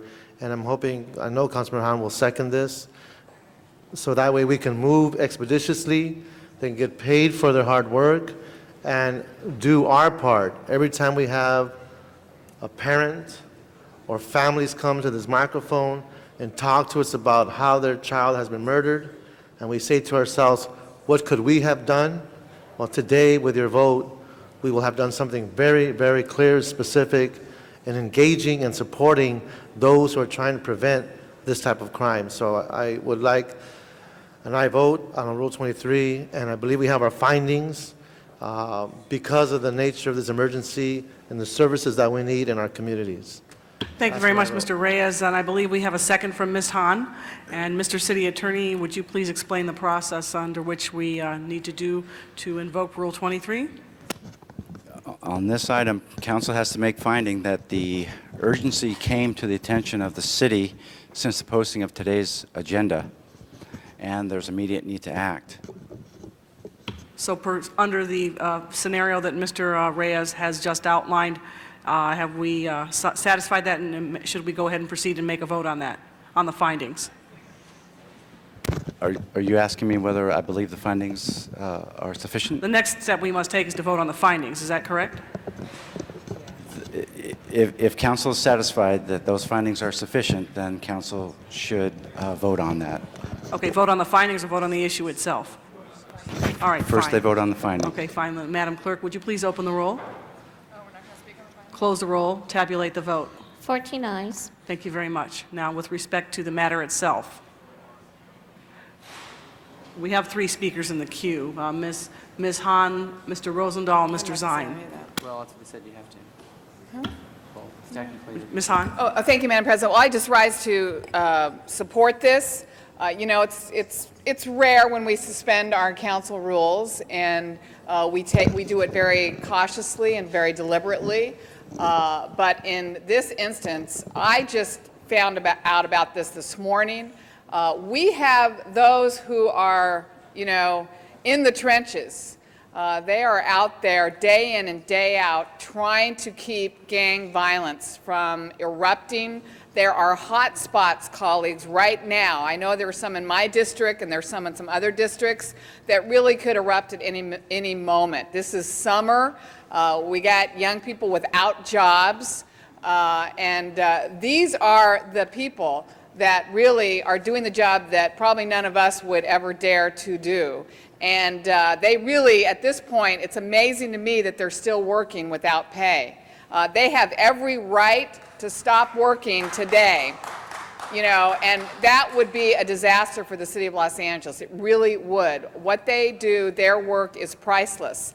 And we owe them more than this paycheck. We owe them a huge debt of gratitude for continuing to work without pay. I don't know how many people would do that, but we also owe them this paycheck. And if we can expedite it today, if we can get the city controller to rush this check, as long as the contracts are in place, as long as it's been vetted through the proper legal procedures, and if it's just bureaucratic tape, what we're doing today is cutting that red tape. We're getting their checks, and we're begging their forgiveness and begging them to continue to work out there in the streets, keeping the peace in Los Angeles. The CLA has already got, I believe, the language for this that they're working on right now, that we're going to basically authorize emergency checks to be written today. So I hope we support this. I think it's the right thing for us to do. And it's unfortunate, and we need a long-term solution. Maybe we need term limits for bureaucrats. Thank you very much, Ms. Hahn. Mr. Rosendahl is our next speaker. Just a quick comment. I was in the ad hoc committee meeting this morning when it was also brought to our attention, first time we heard it. It's obvious that we need these folks doing what they're doing. I had another homicide last night in my district. I had one a week before. A week before that, I had another one. So I've had 5 homicides in the last 6 or 7 weeks. There are hot spots. There are lots of problems. And my God, the workers in the street that are really doing the work should be paid. So I enthusiastically support this motion to go forward. Thank you, Madam President. Thank you, Mr. Rosendahl. Our next speaker is Mr. Zine. I too support this. My question is, did we check with the controller to find out what the problem was? Is it because the fiscal year changed? Is it because the requisition wasn't submitted? Do we find a reason for it? My understanding is that we had gotten backed up in our committee agendizing, and we needed to get it agendized in committee. As a result, because of the lack of time in committee, it didn't move forward, and it got backlogged. So it was a backlog because of the committee process? Scheduling. Not because of the controller, or not because they didn't submit the Not as requested far as form? I know. I think it's more of the scheduling process, given the workload we have in each one of our committees. And what this does is, one, we understand what the budget and finance, so everything is cleared up there. It's just a matter of getting it scheduled to process. And all we're saying is cut the check now. We are behind 4 weeks. Everything is in order. Let's just cut through the red tape. Let's acknowledge them for their value, for their benefit and our benefit as a city, and move on it. And how much are we talking about? How many people affected?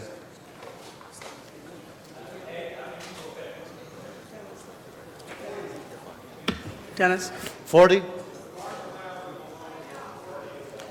individuals. Okay, that's the issue. So there's 40 checks that need to be cut.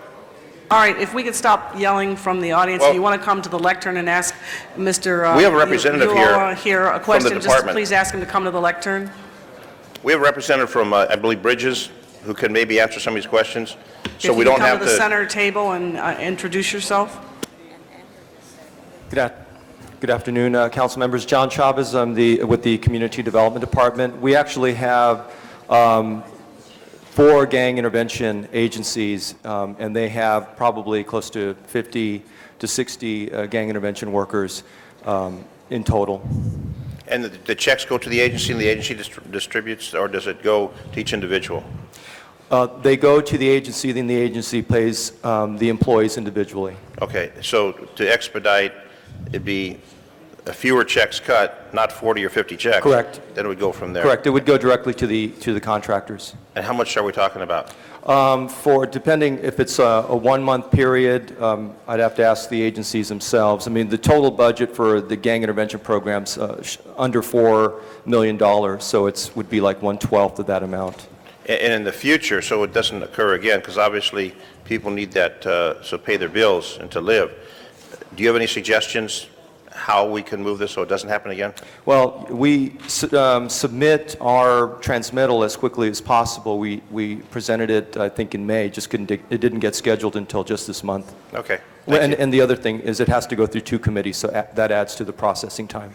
And how often you do this? Once a year. So it's a once-a-year process? Yes. And then it's funded for the rest of the year? Yes. Okay, and does anyone know how long it takes to, Mr. City Attorney, to get a check in the process as we're talking, so these people have some idea how long it's going to wait till they receive those checks? I'm still trying to figure out how the check process works. I mean, is it going to be a day, a week, a month? I know there's a process, obviously, it has to be proceeded through. I think we need to do it. We need to do it and expedite it as quickly as possible. Can we get a check cut today, or can we get it done by Friday? So they'll have some idea to tell their workers we can expect it on a specific day. That's what I'm looking for, if anyone has that answer. Otherwise, Councilmember, it might be another week or two. Cutting a check today on an emergency basis. Let's take care of the people doing work and let the bureaucracy catch up. Well, I agree with that, but can we actually direct the controller who cuts the checks to do this today or do this tomorrow morning and not go through whatever process? That's what I'm saying. How do we expedite to get it done now instead of going through 2 or 3 days? Let's just tell them to do it and get it done, and let them worry how they get it done. So But let's just do it. So the motion is to get it cut today? Yes. All right. Thank you. Thank you, Mr. Zine. Next speaker is Mr. Parks. Let me just ask you, was this the item that we just dealt with Monday? All right, That's and correct. so it's been approved by Housing, Economic Development, Budget and Finance, $12 million. The issue is, I think, getting it to the clerk's office, and can you get it on the calendar for Friday? And then the whole ball of wax is done. It's $12 million for the whole year, for the whole RFP. So the key is just getting it on calendar, and the money then flows, because the date of the project that we agreed on Monday, what is the effective date of that pay? It's actually retroactive through July 1st. So the issue is, do we have a comment from the clerk when we could get that on the calendar? If there's a placeholder, council could get it on Fridays for a special meeting if that's approved, but that would, that would depend on the So if LA. we approved it on Budget and Finance Monday, should we have a problem getting it in council on Friday? And if it's retroactive July 1st, then the matter, as soon as the council approves it forthwith, the funding's there not only for the retroactive, but for the full year of the contract, so that we wouldn't have to be cutting checks, because I don't even know if we have a process in place to cut a check today. Maybe Jerry can comment on that.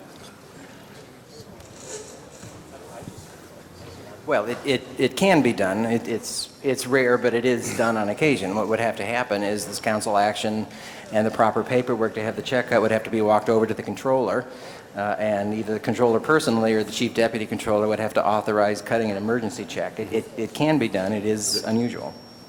Okay. From the hearings this morning, is something going to happen between now and Friday that's going to cause something to go sideways? Mr. Reyes, if you'd like to respond to Yes. Mr. Parks, please. I think the question we ask ourselves, how urgent is urgent? If I were to put myself in the shoes of the families and the folks who are working, I should have been paid 4 weeks ago. There's no doubt. To wait another weekend, another 4 or 5 days means I have to find a way to feed my kids, pay my rent, and pay my bills. If this council could be compassionate enough to look at that urgency for what it is for them, it might sound exaggerated for others, but to me, I'd rather get them paid today and move on it today, even though you're right. Technically, logistically, we could have acted on Friday. By the time we cut the checks and move that, it'll be next week, which for them means another 4 or 5 days without any money in their household. Okay. So I appealed to my colleagues to be compassionate enough to do this extraordinary effort and cut the check today on an emergency basis, knowing we covered all our legal obligations. We're not doing anything inappropriate. It's a matter of how much compassion we show to our workers. And that's really, and I'm saying workers in the sense of people who are doing us a favor of working for free for 4 weeks. Okay. Jerry, why don't you explain again, what would we have to do, and whether by the time you do it, will it be to Friday, or just what would be the timing? Well, what would need to happen is the council would have to, and I believe you have it, that the action would be for the council to approve the CAO report and concur with the various committee actions, and authorize CDD to execute the contracts. And then what CDD would need to do is execute those contracts, walk them through the city attorney's office so they have an executed contract, take the contract and the paperwork that results in the check, walk that, the council action and the contract over to the controller's office and get authorization from the highest level for them to cut an emergency check. Theoretically, that can be done in 4 hours. That is a lot to do, but it certainly could occur tomorrow without question. But can we approve the committee reports without it being on the agenda today? You can't approve the committee report, but the CAO report, my understanding, is here now, and you can, on a Rule 23, approve, you can concur with the committees and approve the CAO report, which should now be before you. And that's the action on the draft motion before you. In essence, what you would do on a Rule 23 is authorize CDD to execute the contracts and instruct that they proceed expeditiously to process the check. Okay. And then would we have to, what the actions of the committees that occurred Monday would not have to come to council? This would solve that process? Well, I think they'd come here anyway, and then you'd receive and file those once those got here, because you would have already acted. Okay. But the issue is the motion today would have to say support the CAO report, also to adopt the 2 committee reports, and then request the CDD to facilitate the actions of those 2 reports, those 3 reports, as action today. Okay, no, your action today would be to approve the CAO report and authorize CDD to execute the contracts, and then instruct them to proceed with the payments. Since the committee reports are not drafted and signed yet, those aren't before you. So those would then come forward later, and you'd receive and file those when they get here. Okay. All right. Thank you. Thank you very much, Mr. Parks. Our next speaker is Ms. Hahn. Thank you. I mean, I was just going to really respond, I think, the same way. I think the urgency, colleagues, is that they haven't been paid. And the interesting thing to note, this morning we heard for the first time a very historic report from Connie Rice talking about gang violence as it relates to the city of Los Angeles and where we are in terms of putting our money in prevention and intervention and suppression, and really grasping, what programs we have, where can we do better, and what the future is of Los Angeles, because we frankly haven't gotten gang violence under control at all. And it was interesting because Howard Euler came to our committee this morning, and what did he advocate for during our public comment time? Pay the workers. He was there to say, this is great to have a strategy, this is great to have this report. We spent a lot of money, frankly, for this report, and yet he was saying, pay those who are out there right now working to suppress gang violence. And that's why it's urgent. It's unbelievable to me that we haven't paid them. And again, many people live paycheck to paycheck, and they don't have a lot of extra reserves and savings, and we put them in a very precarious position. And maybe we would feel more of an urgency if they had quit working 4 weeks ago. Then I think we would have acted very quickly. But they didn't, and I think we ought to honor that partnership. We ought to honor that commitment that they've given to the city of Los Angeles, and we ought to do what's before us today, which is very simply to ask the city controller to take the necessary action to execute the contracts as already approved by Budget and Finance and Housing, Community, and Economic Development Committee, and make the payments as soon as possible. And I will, for the record, say this has not been a controller's issue. And I think this city controller, as I mentioned last week when I had a specific problem about issuing a check for a bus to take some kids to a funeral, this controller certainly is compassionate and will get this. And I don't believe she will have any problem issuing these checks as quickly as possible. Thank you, Ms. Hahn. Our next speaker is Mr. Cardenas. I just want to make sure that I clarify for the people listening and for the hardworking people who have been going without a paycheck for 30 days now. 2 things. One, on the findings, I think part of the findings should reflect that a lot of these organizations have professionals who are getting paid much less than they're worth, And the fact of the matter is, many of them, once they're out there in the community, get job offers, and to go without pay for 30 days, we could be losing some of them tonight. We could be losing some of them tomorrow. And there'll be vacancies in these very important professional jobs that we will not be able to replace, and some of our organizations will be taking steps backwards. And we will, in fact, be assisting and going in the opposite direction that everything that we say in this city we've been wanting to do when it comes to dealing with our youth in this city. So when it comes to the findings, I think it's important for us to understand that right now, having been 30 days late already on these people getting paid, we may be losing people. Some people may have taken a job offer last night. We're too late. What I want to do with this is make sure that we stop the bleeding. On the second point, I just want to acknowledge that the city has not been ignoring this issue. As you heard earlier, the Budget Committee has already dealt with this issue, heard this issue. This issue may have been coming to council as soon as this Friday, which is 2 days from now. But again, time is of the essence. But I just wanted to make it very, very clear. No disrespect to the people who are doing this job. It looks like this action is very likely going to go forward today. Every day does matter. We get that. But at the same time, please don't make the bad assumption that the city wasn't trying to turn the wheels as quickly as possible to make sure that we move forward on this issue, because we do have process in this city. It's a democratic process. It's an open process. It's about the Brown Act. It's about notifying all of you so you can be here whenever we cover these issues. You do not want us to do things without notifying you. And so I just want to warn you all that we have been doing something about it. Every day does matter. That's why we've had some of our colleagues today after this morning's ad hoc committee that we heard this issue, and then Councilmember Reyes and Han and several members have decided to go ahead and exercise the rules, make the findings, and then go ahead and move with this. So hopefully, maybe, who knows, some checks may be even cut today, and as the CLA mentioned, some of the checks may even be cut tomorrow, which is sooner than Friday. So thank you very much. Thank you, Mr. Cardenas. Mr. Reyes, and then Mr. Wesson to close. Yeah, I just want to encourage an aye vote. I thank my colleagues for their understanding. I know this is not every day we do this, but every day counts. If you are unsure about how safe your home will be or has been, it counts when you can't make the rent and you're being told you have to leave because you didn't make the rent. It counts when you have to choose between feeding your kids or any other choice that many of us take for granted. So I encourage an aye vote.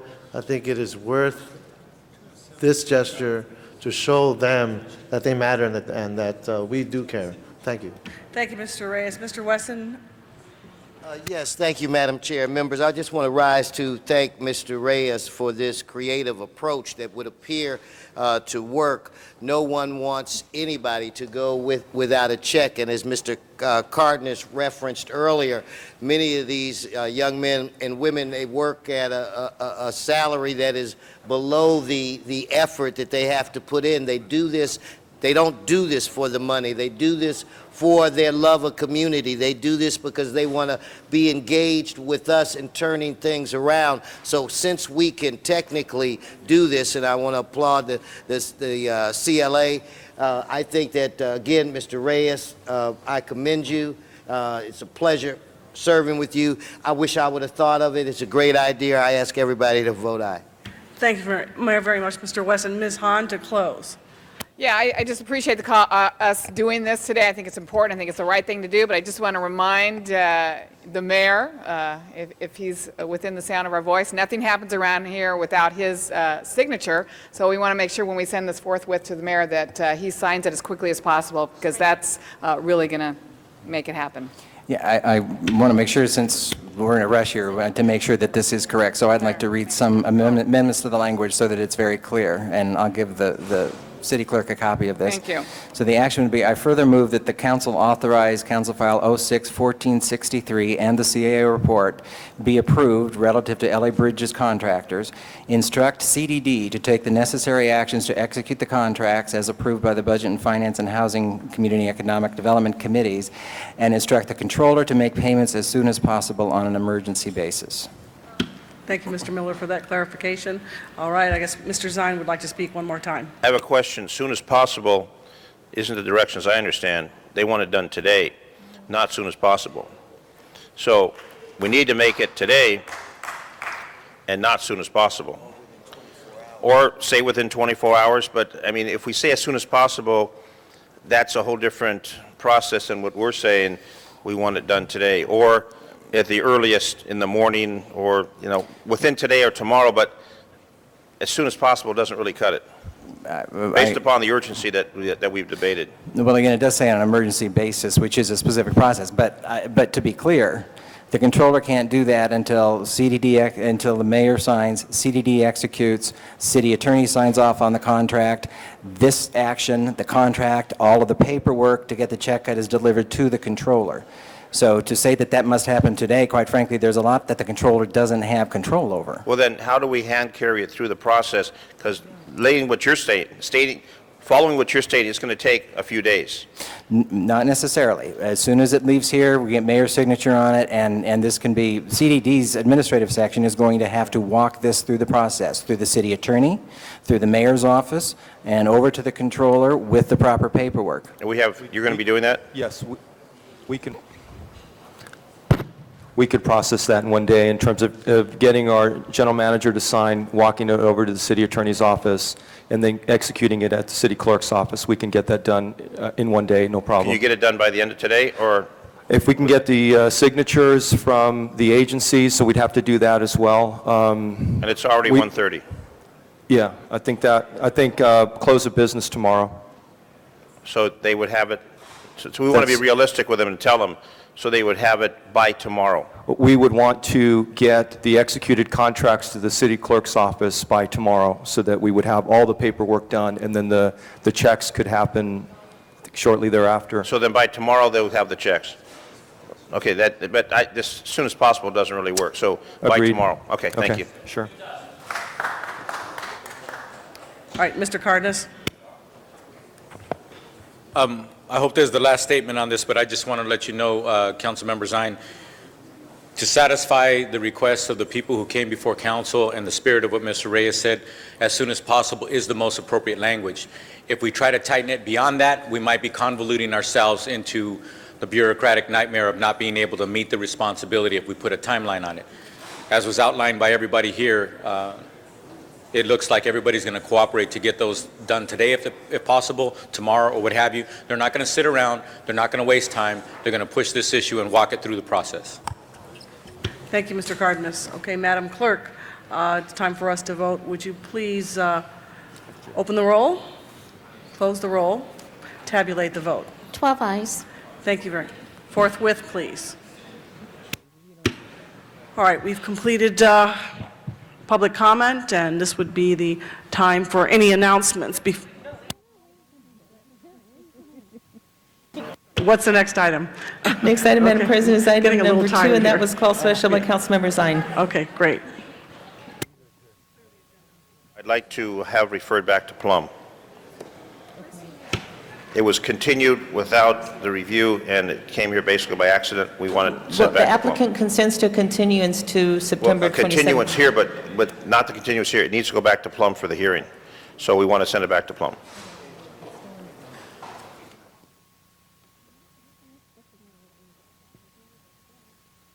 Or do we have to, No, Madam President, that can be a unanimous vote if council wishes Okay, to great. refer that back to Plum. thank you very much. Next item, Madam Clerk. Next item is item number 3, and that was called special for cards from the public. Mr. Dowd. Thank you very much. Nice to get a warm, fuzzy item on the agenda, finally. This is all about amending the Los Angeles Municipal Code to increase the adoption fee for rabbits. They want to increase it from $15 to $40. Now, if I do my math, 100% increase would take it to $30. So you got another $10, which is 60%, 66. There's a 166% increase. Now, why would people fall for a 166% increase? If you did that in real estate or selling a car or any other merchandise, I can tell you what the report will be on the effect, it will mean you would not have sold or adopted out any rabbits. I can't believe how you can ask for 166% increase in any business anywhere the world over. They'll tell you there'll be a negative effect. But Thank you very much. Matt Dowd, Mr. Channel Wesson, Mr. Wesson? For 1 second to say I was amazed when I had a meeting with the Mr. Book, our general manager of animal services, and people buy rabbits for $15 and they cook them and eat them. Okay? So by increasing the price, you're hopeful that individuals are actually doing this because they want to have a pet. So I just wanted to share that. Thank you very much, Mr. Wesson. All right, there's no further public, there's no further Madam cards from the President, public. I'm sorry, just to let council know, there is an new ordinance on the file, and it has been distributed to the council. I'm sorry, Madam Clerk, if I could ask for some quiet in the chamber, I was unable to hear you. I'm sorry, there is a new ordinance on the file, and it has been distributed to the council members, and that would be before council. Okay, thank you very much. All right, so there are no further speakers in the queue. So we can take a vote on that now, is that correct? Please open the roll, close the roll, tabulate the vote. 13 ayes. Next item, please. Next item is item 21, and that was called special by Councilmember Padilla. All right, Mr. Padilla? Thank you, Madam Chair. If I can ask staff to come to the table on item 21. Is there CLA staff or Housing Department staff? And if you'd be kind enough to introduce yourself, please. Lynn Ozawa from the Chief Legislative Analyst's Office. Haka Mordezai, Director of Compliance, Housing Department. Deputy City Attorney Judith Reel. And colleagues, just so you're aware of this item, on the agenda it may look like just a simple district issue relative to the Blue Star Mobile Home Park in the 7th Council District, but I wanted to call it special for some specific follow-up on this item, but also to ask a few questions that I think are helpful for all of us as we continue to discuss whether it's mobile home park issues, particularly in the 7th and the 12th Council Districts that are home to the vast majority of mobile home parks in Los Angeles, but for the rest of you, when it comes to housing in general, and rent control in general, and rent stabilization in general. And it's not too far removed, Mr. Rosendahl, from this condo conversion issue that you've been struggling with. So if I can ask staff to maybe in 2 minutes or less give me a summary of what the report before us says. I know we brought a particular mobile home park to your attention, but we were getting a lot of complaints from tenants, but you did a tremendous job in circling back and looking not only at city codes and regulations, but at some legal action to help the tenants, and you have some legislative proposals to go forward. Okay, let me Please just... hold my time. I'll start out by giving a short summary of what was done. The HCED committee requested a task force to look into complaints from the Blue Star Mobile Home Park tenants. It turns out that of the 186 mobile homes at the park, only 30 of them are located within the city's boundaries. So that's what the investigation focused on, was those 30 residents. Only 17 of those residents could be contacted by the housing department's investigators. 19 were contacted, and 2 of the residents withdrew their complaints. Of the remaining 17, it turns out that 11 of the rent-related complaints were found to be compliant with state law because the leases exceeded a 12-month period. Therefore, they were not covered under the city's rent control ordinance. There were, however, of the remaining 6 cases, 3 which did not have long-term leases, and they were on a month-to-month status and were covered under the city's RSO. Housing reviewed their cases and determined that there was excess rent that had been charged and issued a notice to the landowners who refunded the excess rent in those 3 cases. And those cases are now closed. The final 3 cases were complaints about reductions in services, including shortened laundry and pool hours, broken asphalt, and refuse in the trash area. While the investigation was going on, the owner of the mobile home park reinstated the former laundry and pool hours, so those complaints were mitigated.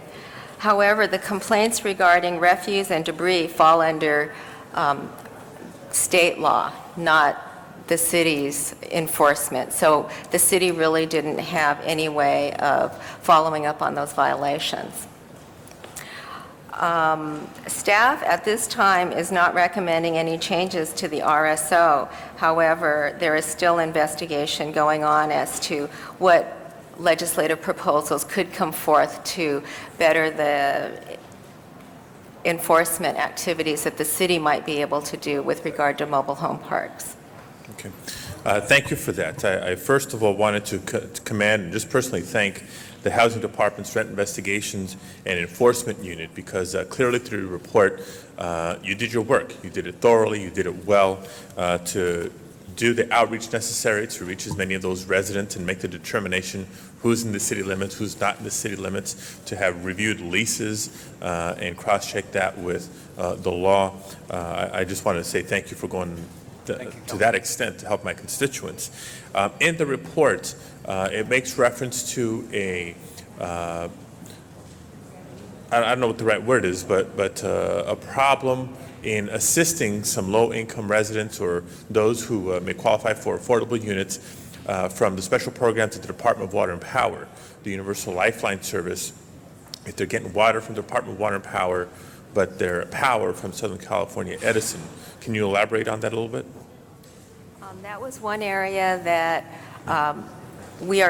staff is still looking into to see what, we weren't unable to come up with resolution as to whether, we do know, let me back up, we do know that LADWP provides the water to the home park, but that Southern California Edison provides the power. And because of that split of services, they are not eligible for any of the water and power discounts. We could not find out whether or not they were eligible for similar Edison discounts that are available. So that's something that is still unclear and we're looking into further. And is it city charter, is it city code, is it state law that makes them ineligible to benefit from the discount? Councilman, I believe that this is something that is part of the mobile home residency law, which is the state law, and I believe that you're referring to what's commonly under state law referred to as the CARE program, which is the utility discount program for specific low-income people. And that state law is the operative legal jurisdiction in that case. And so complaints about that can be brought to various state agencies, including the Public Utilities Commission and the Housing and Community Development Department. So even if the Department of Water and Power wanted to afford this discount to some of these residents, the city or the Department of Water and Power would not be able to because of state law? I'm not certain of to the extent that the Department of Water and Power has jurisdiction to enforce that or not. I do know that state law does require that these CARE discounts be provided, and that how mobile home park residents usually proceed in this is that, first off, mobile home park owners have to provide the notices of the CARE program, and they typically put them in their various recreational rooms or common areas, and then specific eligible tenants then apply and submit the applications directly to the utility. So it depends, of course, on which utility we're talking about. And then there is a discount that's provided by the utility essentially to the mobile home park owner, and that discount has to be then refunded to the mobile home owner, or essentially the tenant, if we like to refer to it in that situation, who's eligible for that CARE discount. Okay, no, I appreciate that, but again, in your report, it says, due to the split in services, residents of the park are not eligible for low-income and or lifeline discounts from LADWP. Is it the city charter, is it a city code, or is it state law? I mean, the end game I'm going after here is, what do we need to do to make it possible to afford these residents the opportunity to benefit from the discount. Is it a motion that I can introduce? Is it a bill, a piece of legislation that needs to be introduced in Sacramento? What is that next step? But unfortunately, I don't, since I'm not with the Department of Water and Power, I don't know the specifics. I do know that that's how it works under the rubric of state law, so. And council member, I was going to suggest that I think the housing department, we just looked at the authority of the housing department and the city generally. I think that it would be appropriate to direct that question to the Department of Water and Power and find out why these people are not eligible for a discount, and if there's any changes that could be made to their ordinances and rules that would enable them to be entitled. But we're not in a position to answer that question today. Okay, well, I just know, again, at the bottom of your report, Right. you get into legislative alternatives, and you begin to offer some ideas or proposed action, whether it's a council action or state legislation that's required on moving expenses for those who may be displaced by rent increases or condo conversions and a related challenge that we have. The impact of long-term leases on rent control. That's something that very few people know. I know a lot of the tenants in this particular mobile home park, don't even think about looking for that in your lease before you sign it, not knowing what impact that's going to have on protection against rent increases, the clarity of park ownership, HCD inspections. I mean, you raised some great points here, and I guess what I'm looking for is a recommendation beyond just note and file. Right. Because that's what your recommendation is, note and file this report. You've exposed all these problems, you've exposed all these areas where we need to come in as representatives of our constituents to help, but your recommendation is note and file. So just maybe out of respect for everybody else's time here today, let me ask for a continuance until Friday, and I'd like my staff to circle back with you and maybe bring in an amending motion of some sort to attach it to this report that would ask whether the City Attorney's Office, Housing Department, Department of Water and Power, or even the Mayor's Office on the intergovernmental relations side to take this further. Any other comments or suggestions? No, I think that's a good idea. Okay, so Madam Chair, I request a 2-day continuance. Thank you very much, Mr. Padilla. That item will be continued until Friday. Madam Clerk, next item, please. Next item, Madam President, is item number 27, and that was called special by Council Member Hahn. Thank you, Ms. Madam Hahn. Thank you, Madam President. Colleagues, this item is to initiate a business improvement district in my community of Wilmington. It's actually going to be the second bid. The first one, which we approved, is the original business improvement district, and it deals with downtown Wilmington. If anybody driven along Anaheim and Avalon, that's the downtown bid, and it's been improved with street lighting and landscaping and maintenance and holiday decorations. But this bid is going to be created in the Wilmington Industrial Park. And you want to talk about a project that takes more than 8 years. This project has been going on 30 years. It's a community redevelopment project in Wilmington Industrial Park, 30 years. And when I came in office, it was an area that was blighted. There was abandoned cars, there was chronic dumping, there was encroachment on city streets, there were paper streets, there was criminal activity. And I created a task force that we really went in there, and I got all the city departments to work on the same page, and we've actually now at least basically cleaned the place up, made it much more attractive to businesses to come in there. In fact, we're seeing new businesses finally coming in there. But this task force has met and decided that the best next step would be to create a business improvement district in this industrial park. So that's what I'm asking us to do today. It will help with street maintenance, landscaping. They're going to hire private security with the funds. So I think this bid will be a huge improvement, and maybe in 30 years we'll really have a fully developed business district, business park in Wilmington. So I hope you'll approve this today. What we're doing is we're allocating $40,000 from the bid trust fund, and the CRA will match this with an additional $40,000, and then they'll issue an RFP to select a consultant to help establish this bid. So I ask for your support. It'll be another good step in making Wilmington really a productive community that has a real chance for economic development. Thank you very much, Ms. Hahn. Madam Clerk, would you please open the roll on that item? Close the roll. Tabulate the vote. 12 ayes. Thank you. Next item, please. Item number 45, called special by Council Member Gruhl.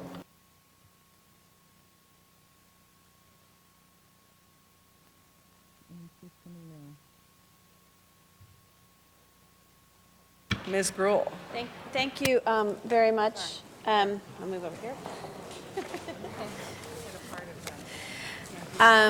We have Department of Transportation representatives here, and we have before us a pilot program that we're going to do for disabled vehicles. As many of you know, when we talked earlier on item number 10, I think it was, which, by the way, Madam Clerk, we're going to ask item 10 to go forthwith, so just as we move forward.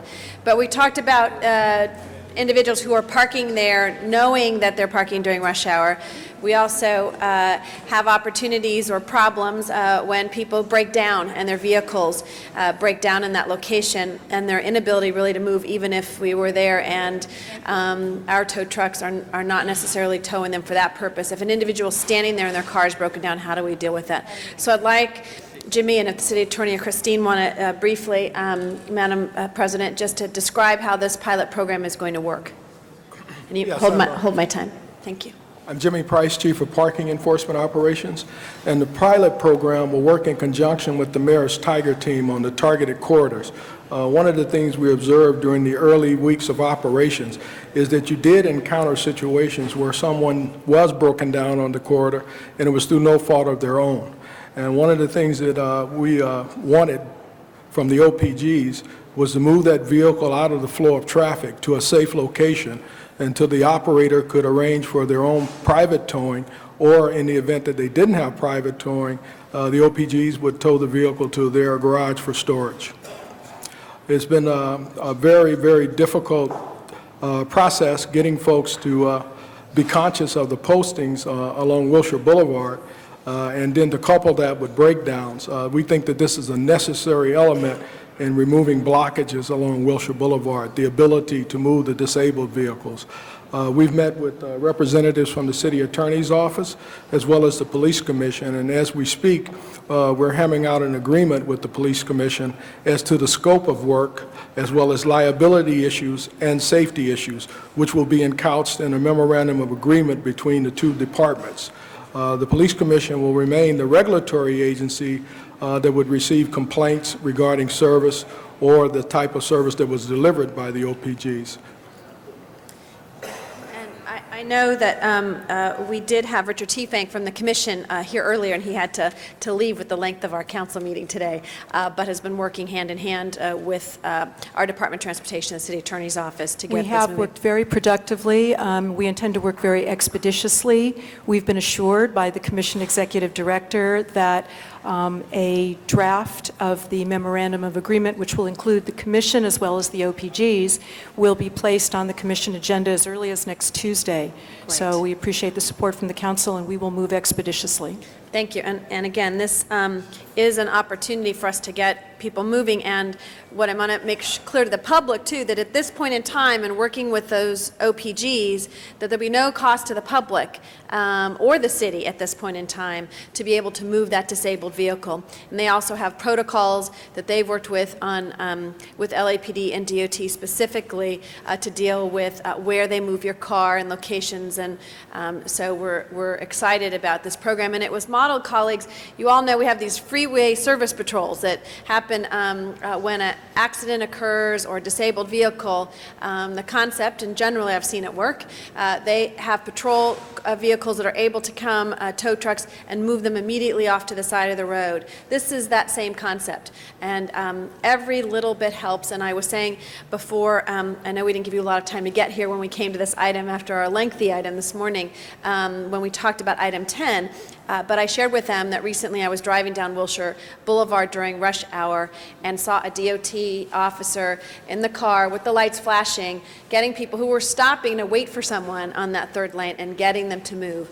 I've heard from a lot of people that it has made a big difference on Wilshire Boulevard with the towing of the vehicles. And with this, with the disabled vehicles, with the gridlock zones that we have, I think we're going to see some major improvements on those streets, which will help us as we try to get Los Angeles moving again. So I would ask for an aye vote today, and again, a special thank you to City Attorney and DOT and LAPD for moving very quickly on this item. Thank you very much, Ms. Gruhl. Anybody else wishing to be heard on this? If not, why don't we prepare the roll and tabulate the vote. 13 ayes. That is approved. Thank you all very much. Next item, please. Item number 47, called special by Councilmember Cardenas. That has been circulated, I believe, and Mr. Cardenas said that that is ready to go.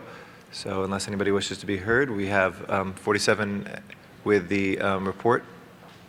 If we can open the roll, close the roll, and tabulate the vote. 13 ayes. All right, that is approved.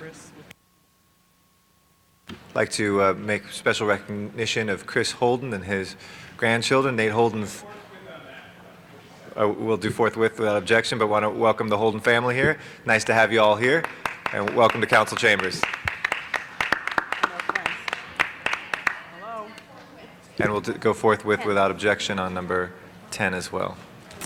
Next item, please. Next item, Mr. President, is item number 49, and that was called special for cards from the public. Okay. Item 49 we have now before us. Is Zuma Dog here? Once, twice, not here. Matt Dowd? Once, twice, not here. We will open and close that public comment, and if we can take up item 55 concurrently, which is called special for cards. That also, Matt Dowd, are you here? All right. Then if we can take those two items together, 49 and 55. Council members wish to be heard. Councilmember Hahn, did you want to be heard on? On 49. Okay, let's take up just 55 then for a vote real quick, and then we'll go 49. Let's open the roll on 55, please. Close the roll and tabulate the vote. 13 ayes. That is approved. And 49, I'd like to recognize Ms. Hahn. Thank you. And if we have city staff from the Department of Transportation. Colleagues, what we have before us is actually, I think it's historic. I'm not sure if this is an issue that you face a lot in your district, but I will tell you, in mine, it has been one of those that I have received an inordinate amount of complaints, and that is the parking or the storage of people's RVs on our city streets. People have complained that it's a public safety issue if you're pulling out of your driveway or if you're coming up to an intersection. It really creates a very dangerous blind spot. I had one stored in my neighborhood where I actually had to pull into the opposing lane to go around them. So this ordinance, I believe, will find a way to fairly restrict RV parking, and that's any vehicle longer than 22 feet and taller than 7 feet. We're going to be restricting them on city streets from 2 to 6 a.m. So that pretty much effectively prohibits RVs from parking overnight. And the flexibility of this ordinance, I think, is that we'll be able to work with DOT to target specific streets that are really problematic. And I know right off the bat in my district which ones those are going to be.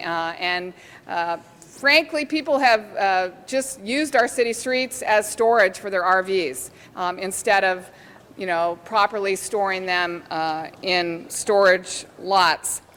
The issue that came back when we first brought this up, we had some complaints from people, legitimate RV owners who legitimately stored their RVs in storage lots, but they said this was so restrictive that it would make it difficult. For instance, if they came home late one night from a trip and hadn't unloaded it yet, or they wanted to leave early in the morning and wanted to do some loading the night before or early in the morning. So we've tweaked this a little bit, and we've come back with an idea that DOT suggested that we would propose a permit, a $10 permit, that would allow for parking no more than 3 consecutive nights.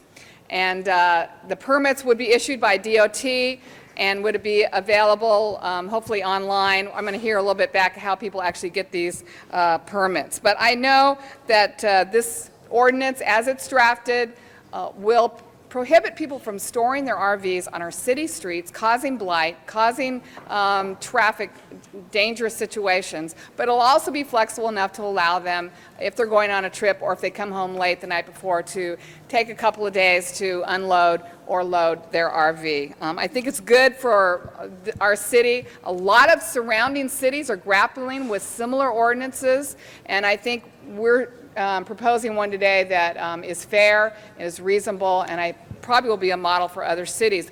What I'd like to hear back is a little bit more on the permitting process. How does someone go about getting a permit, and what's the process, and how's that going to work?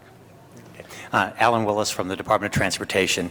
Yes, what we did when we got that added request, we talked to a bunch of surrounding cities that have permits for essentially overnight parking prohibitions, places like South Pasadena, Glendora, where they prohibit parking of all vehicles between 2 a.m. and 6 a.m. We said, well, what do you do if somebody comes back late? How can they get a permit? Is it an online thing? You know, they have to go onto the computer and print it out.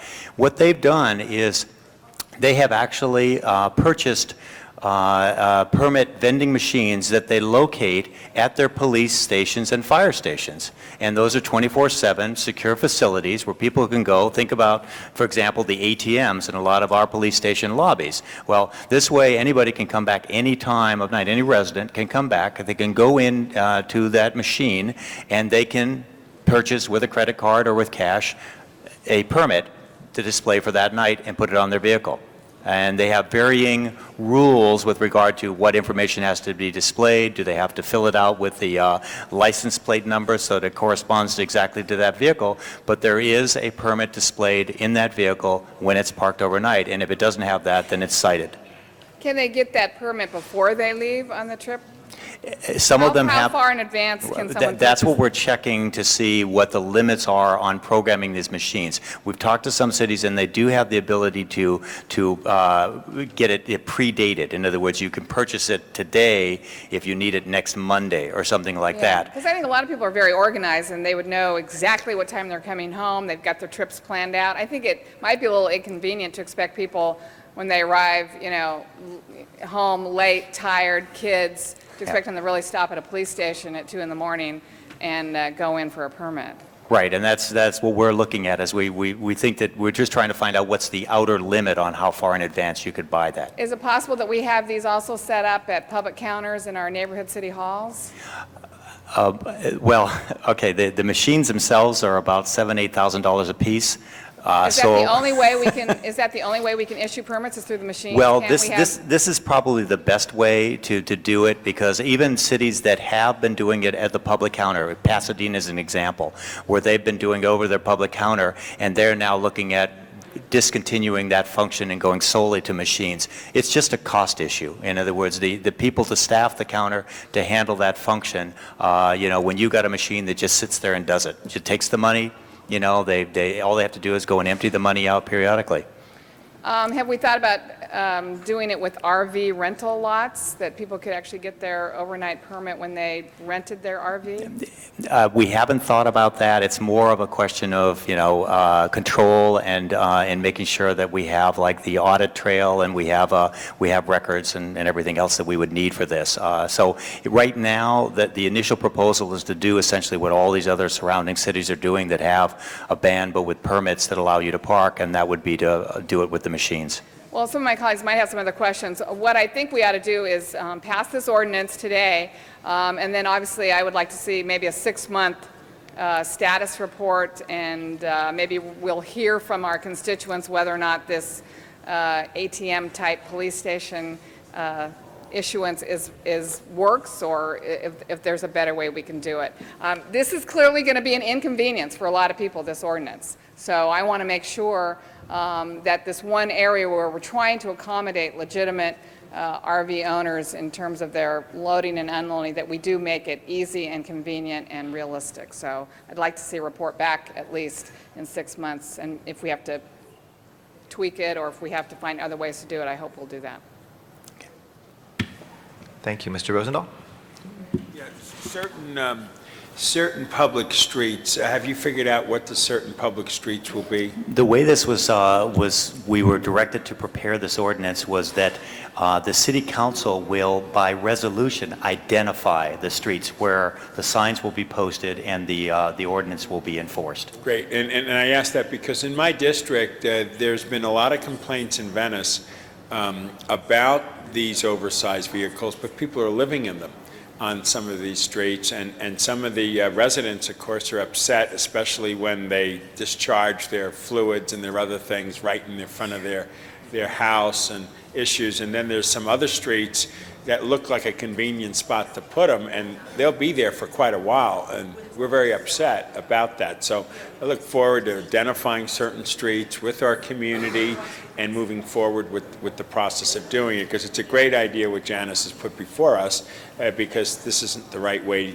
we should be dealing with these vehicles. They need to be out of the street at certain times and dealt with. So it'll be a touchy problem of some politics, but especially in my Venice area, it's become a real big issue, and I appreciate this motion, and obviously we all should support it. Thank you. Thank you very much, Mr. Rosendahl. Anybody else wishing to be heard? Seeing none, let's open the roll, close the roll, and tabulate the vote. 13 ayes. As approved.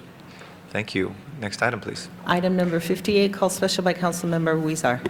Mr. Huizar, item 58. Thank you, Mr. President. I just have a technical change at the request of our staff, of the Bureau of Engineering, actually. Recommendation number 3, to delete, subject to the following condition, that the petitioner dedicate an additional 2.0 feet. I do too. He wants to come to the meeting. Did the clerk get that? Okay, thank you. Anybody else wishing to be heard? We have that technical amendment. Thank you, Mr. Huizar. Let's open the roll as amended, close the roll, and tabulate the vote. 13 ayes. That is approved as well. And that, I think, finishes our items. Next order of business. Council has motions for posting and referral. Those are posted and referred. There are excuses on the desk. Councilmember Labange requests to be excused Tuesday, August 8th, to leave at 11:30 for city business that meets council policy. Those excuses are granted. Councilmember Han requests to be excused Tuesday, August 15th for city business to leave at 11:15. That also meets council policy. And that excuse is given as well. And Councilmember Padilla requests to be excused Tuesday, August 8th for city business and Wednesday, September 27th for personal business. Those meet council policy. Mr. Padilla is excused. And that clears the desk. Okay, colleagues, the Rules and Elections Committee, Mr. Zine and Mr. Padilla, should be a very quick meeting, but we'll meet right in here, right after we adjourn. It should take about 5 minutes. And any other announcements, colleagues? Any adjourning motions? No. If I can please ask everybody to rise for adjourning motions. Oh, announcement first, Mr. Parks. Thank you, Mr. President. Just want to announce in Lamert Park on Sunday, August the 13th, between 12 and 7 p.m., we have a major event in the World Stage Jazz where they'll be honoring several of the jazz legendary heroes from Lamert Park. And so we just encourage the community to come out. And then also, although we spoke earlier regarding our Bridges program, just to announce to those who have an interest in applying for these RFPs that the Bridges RFP by the Community Development Department is out on the street. It's been out since July 20th.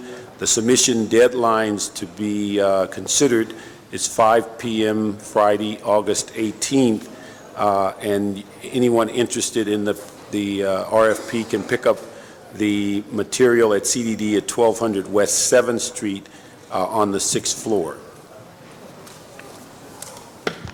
Thank you very much. Any other announcements? Any adjourning motions, colleagues? Seeing none, Madam Clerk, please call the roll.